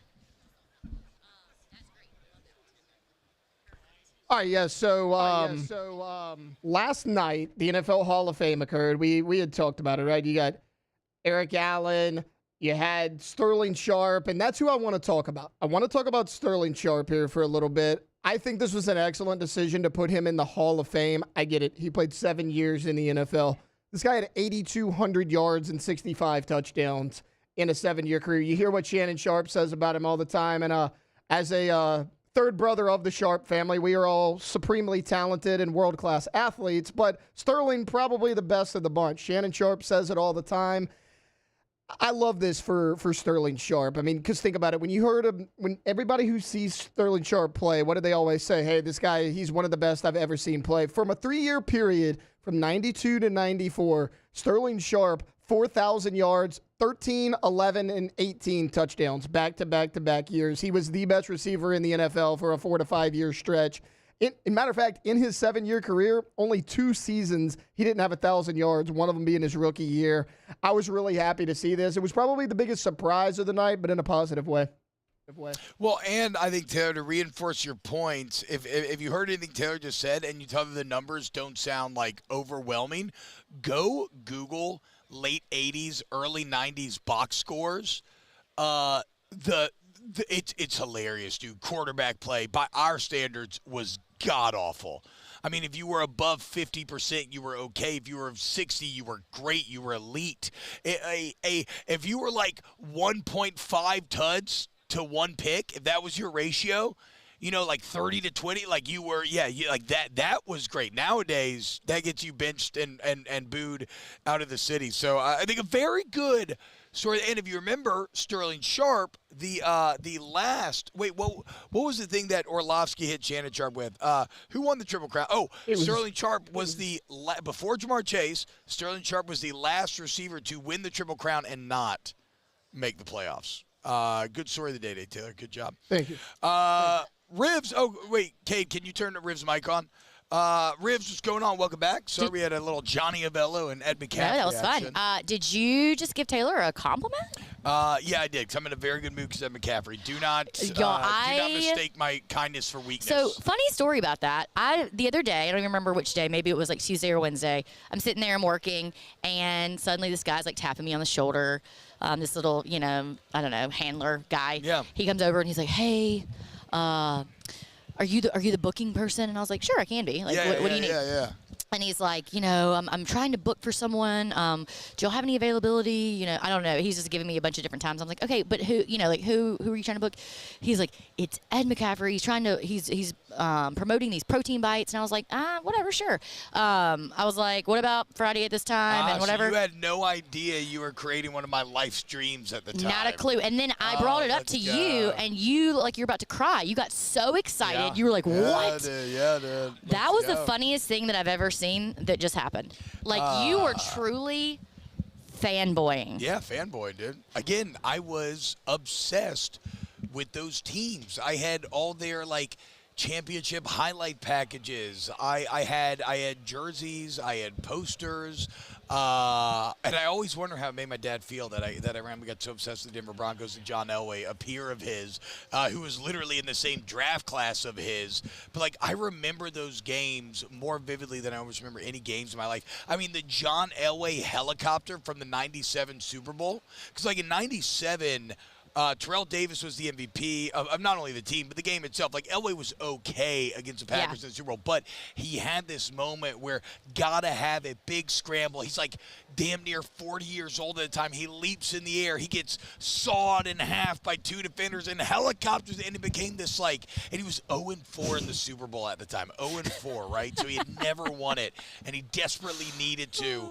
And that single play was so emblematic of a man who was not going to be denied. Like, I am back here again. I'm not going to be. And then he did it. And then the next year, he got to ride off in the sunset being Super Bowl MVP, where he dominated the game. They killed the Falcons. They were 14-2, and he was kind of the engine behind the success. But, yeah, man. This is very cute. I mean, why do I wear number 53? Because of Bill Romanowski. My favorite. Which, granted, maybe problematic now, but at the time, he was just a super badass linebacker. My favorite part of the whole thing was when you started eating these protein bites, which I'm sure are delicious. I'm sure they're delicious. He wanted to let it breathe. I had to, dude. Ooh, that was almost close. No, I already drank the champagne drank it all. talking to Ed. There's no way that's true. Couldn't tell. When you were eating the protein bites, it was like you were tasting wine. You were like, what am I getting? Notes of elderberry? Okay. So, like, what are we doing here? So there's a reason for that. I've watched, I can't remember what it was, but it was somebody basically saying that a lot of the times when people taste things in public, they're not giving a real legitimate review, and you can wanted to give it. You wanted to give the real one. Well, you can tell because they bite it and they're immediately like, blah, blah, blah. Where if you watch anybody who is really tasting something, you bite, you chew, you consider, and then you speak. So I tried to slow myself down and kind of live in the protein bite and see what I was getting. And what you got was elderberry. Well, why I said elderberry is what you got is elderberry. Are you thinking date? No, but anything like this, sugar substitute. Yeah, but like usually in this kind of thing, it's going to be date. Okay, that's what I'm saying. But see, I thought I like a sweet. It's like a no. I sometimes sweetener. get these like fake candies, and there's something that's not like a carcinogen sweetener, but it's like some crazy like elderberry. That I don't know what it was. But I love dates too, dude. Dates. You ever take dates, open them up, and put a little peanut butter in the middle? Yep. Oh yeah, dude. Yep. Little peanut butter and chocolate chips in the middle of a They're date. good. Ooh boy. You can like melt chocolate too, and put dates in the middle, and then like freeze them. Yeah. Oh. And it's like a little, almost like a fake Snickers, like a. Okay, it says added sugars. Let me know what the added sugars are. Tell me what it is. Okay, unsweetened too. Anyways, it just you better not let this say elderberry. If this girl, if don't this catch says, it saying elderberry. You are we are in never going trouble. to hear the end of it. My third eye has been so fully open. I've been writing more than ever lately. All right, hey guys, remember Get Gordon, GetGordon.com. Gordon McCurdy, attorney 225-888-8888. There for you when you need them. You need somebody who's going to stand up the big insurance companies, get you what you deserve. You want to go to Gordon McKernan. Also, Gordon, a key leader in the NIL space, guys. Follow him on social media at Get Gordon. Ask the bench when we get back here on OTB. Off the bench. Guys, go to All-Star Toyota Baton Rouge, All-Star Toyota of Baton Rouge.com. All-Star Toyota is there for you when you need them. And what I mean by that is, like, you need a new vehicle and, well, let's say things are tight. It's a budget-based option. Well, we got you, right? We're going to find you an answer for you and your family. Let's say things are going great, and you want to upgrade, man. You want to get like a brand new 2025, a little hybrid action. Save a little money on that gas because you'll part electric. But you're also not full EV, so you're not like having to find, where's the battery station? I got to sit here for 30 minutes. It's all there at All-Star Toyota at the best prices, the best people. Go to All-Star Toyota Baton Rouge, All-Star Toyota Baton Rouge.com. Family owned and community driven. Service Chevrolet Cadillac, a legacy you can trust since 1972.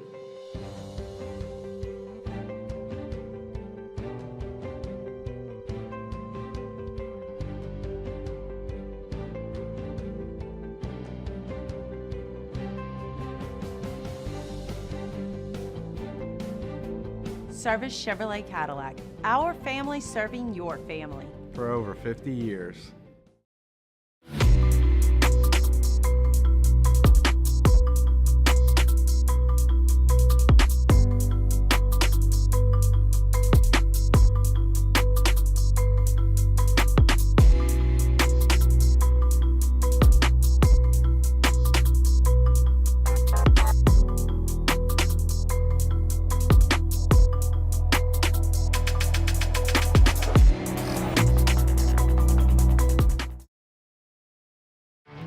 There it is, the extra mile, on the border of expected and extraordinary, for those willing to go further, like vans customized for work or play, with safety and tech to keep you connected, supported by a 5-star sales, service, and finance team, and backed by the 1-star you know.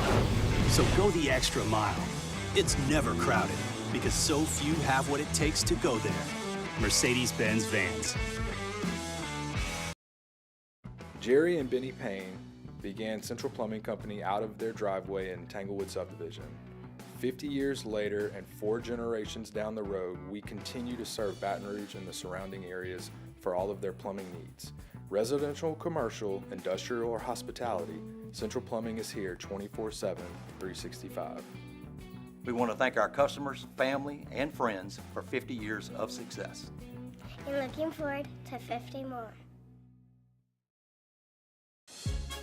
There's never been a better time to catch a John Deere deal from the crew of Sunshine. Ask us about our low monthly payment options on our tractor packages and let the good times roll. With equipment strong enough to power one of the world's largest celebrations, we've got your needs covered too. Learn more about what it means to be powered by Sunshine at sunequip.com. Some restrictions apply. See dealer for details. Offer ends March 5th, 2025. At Auctioner, we know healing is a team sport. That's why we've partnered with world-renowned orthopedic surgeon Dr. James Andrews to create the Auctioner Andrews Orthopedics and Sports Medicine Institute. Whether you're a professional athlete or a weekend warrior, our team of specialists are dedicated to getting you back in the game. So whatever your reasons are for reaching your personal best, we've only got one. You. Auctioner Andrews. I can't wait till I get you on the floor, good looking. Hey, going hot, so hot, just like an oven. And I'll burn myself, I just had to touch it. Off the bench with Hester and T-Bob. Live from Super Bowl 59 Radio Row in New Orleans. Presented by L'Auberge Casino Hotel, Baton Rouge. What's happening, y'all? Welcome back to OTB. Ask the Bench, brought by Cold Curse Life is Yard Seltzer, Blue Moon, Light Sky, Citrus Sweet. Also, shout out to our friends at Central Plumbing, 925-8552. CentralPlumbing.org is the website. CentralPlumbing.org. A little bittersweet here. Our final segment here on Off the Bench from Super Bowl Radio Row. Look, I am cognizant of the fact that this is incredibly rare to get to do something this cool. Also, I know that, I don't know when the next time you get to do something like this will be. So a huge shout out, first and foremost, to everybody at Guarantee putting this on. L'Auberge Hotel Casino for sponsorship out here. Cade and Bo doing just some excellent on-site production, both with guests, with technology, everything else, and the soundboard. A huge shout out to Rivers, Alondra, Jordan, everybody who's been creating content, wrangling guests. LouisianaSports.net been doing a great job of keeping everybody updated this week, and even Taylor and all the other producers holding it down back home in the studio. A really fantastic week for Guarantee here live at Radio Row. And, yeah, very cool. Very cool. Really quick before we get into Ask the Thank Bench. you, T-Bob. Jordan. Oh, because Alondra's on her way. Yeah. Oh, what's up? Really quick, just before we start Ask the Bench. No. You want to talk about what the sweetener is in these bites? It's not elderberry, guys. Because that was an option. It's dates. It is dates. Rivers. Whose third eye was open? You're fully? Right. Rivers was right. It is dates. I hope you're happy. Okay. Ask the Bench, what type of cigar did T-Bob smoke at the party? Last night I had an Ashton. It's several. And I had a Cohiba. But yeah, they were great. They were very good. My throat is done for. You know, I am. There's a reason why my voice sounded like absolute garbage, but nothing matters because I interviewed Ed McCaffrey. Any Friday Snaps today? No Friday Snaps today, guys. I know Snaps is taking a weird back seat this week, but shout out JD Bickel for coming out there and yesterday. Our episode got interrupted the other day. I'm not gonna lie. Look, I'm never organized to begin with in my life. In the last 2 weeks, I'm like not good when I'm out of my routine. Do not worry, Snaps will be back fully on schedule next week. We're going to be good to go. I keep burping from the champagne.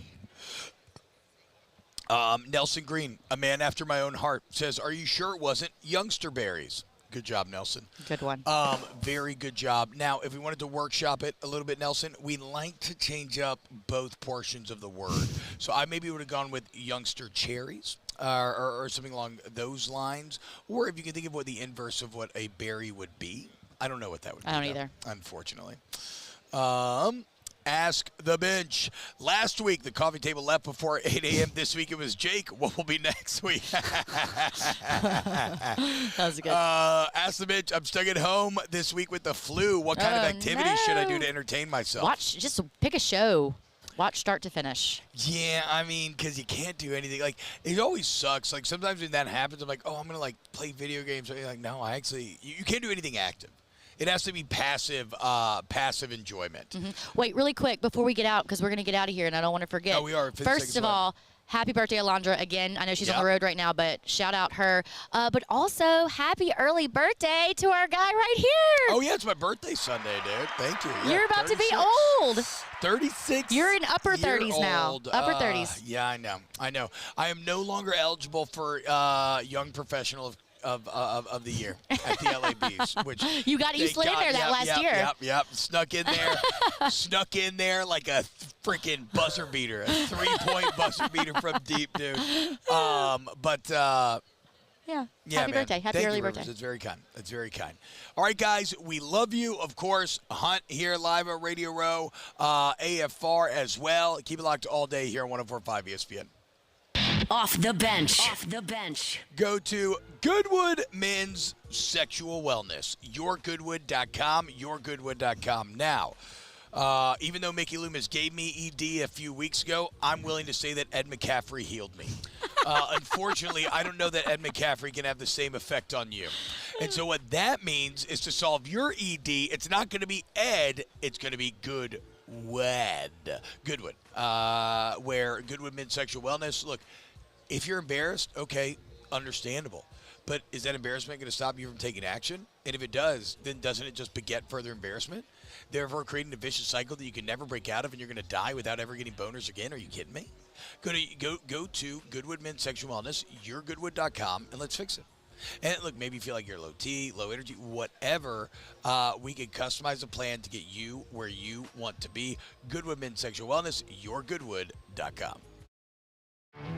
There it is, the extra mile, on the border of expected and extraordinary, for those willing to go further, like vans customized for work or play, with safety and tech to keep you connected, supported by a 5-star sales, service, and finance team, and backed by the 1-star you know. So go the extra mile. It's never crowded, because so few have what it takes to go there. Mercedes-Benz Vans. The Windsor Senior Living Community in Mandeville, Louisiana is a beautiful, vibrant apartment community geared towards seniors.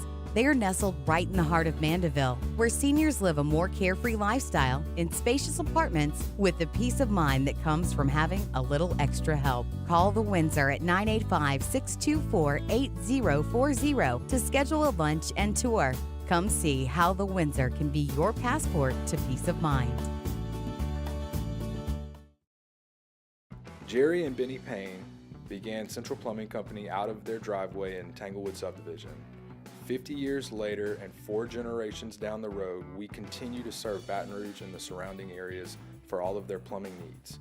Residential, commercial, industrial, or hospitality, Central Plumbing is here 24/7, 365. We want to thank our customers, family, and friends for 50 years of success. And looking forward to 50 more. Crime has serious consequences, but anyone can make a mistake. If you find yourself in trouble with the law, know that you have rights, and it's okay to demand them. The law offices of O.C. Brown are here to protect you and your rights. Felony or misdemeanor, DUI or drug charge. No matter what crime you're accused of, you still have rights. Let the law offices of O.C. Brown uphold them. Call 225-343-1111. Your law firm for a lifetime. Family owned and community driven. Service Chevrolet Cadillac, a legacy you can trust since 1972.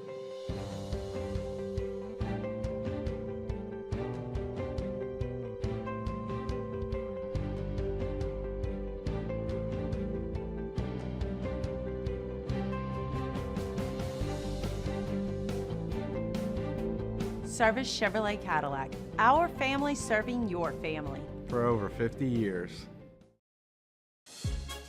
There's never been a better time to catch a John Deere deal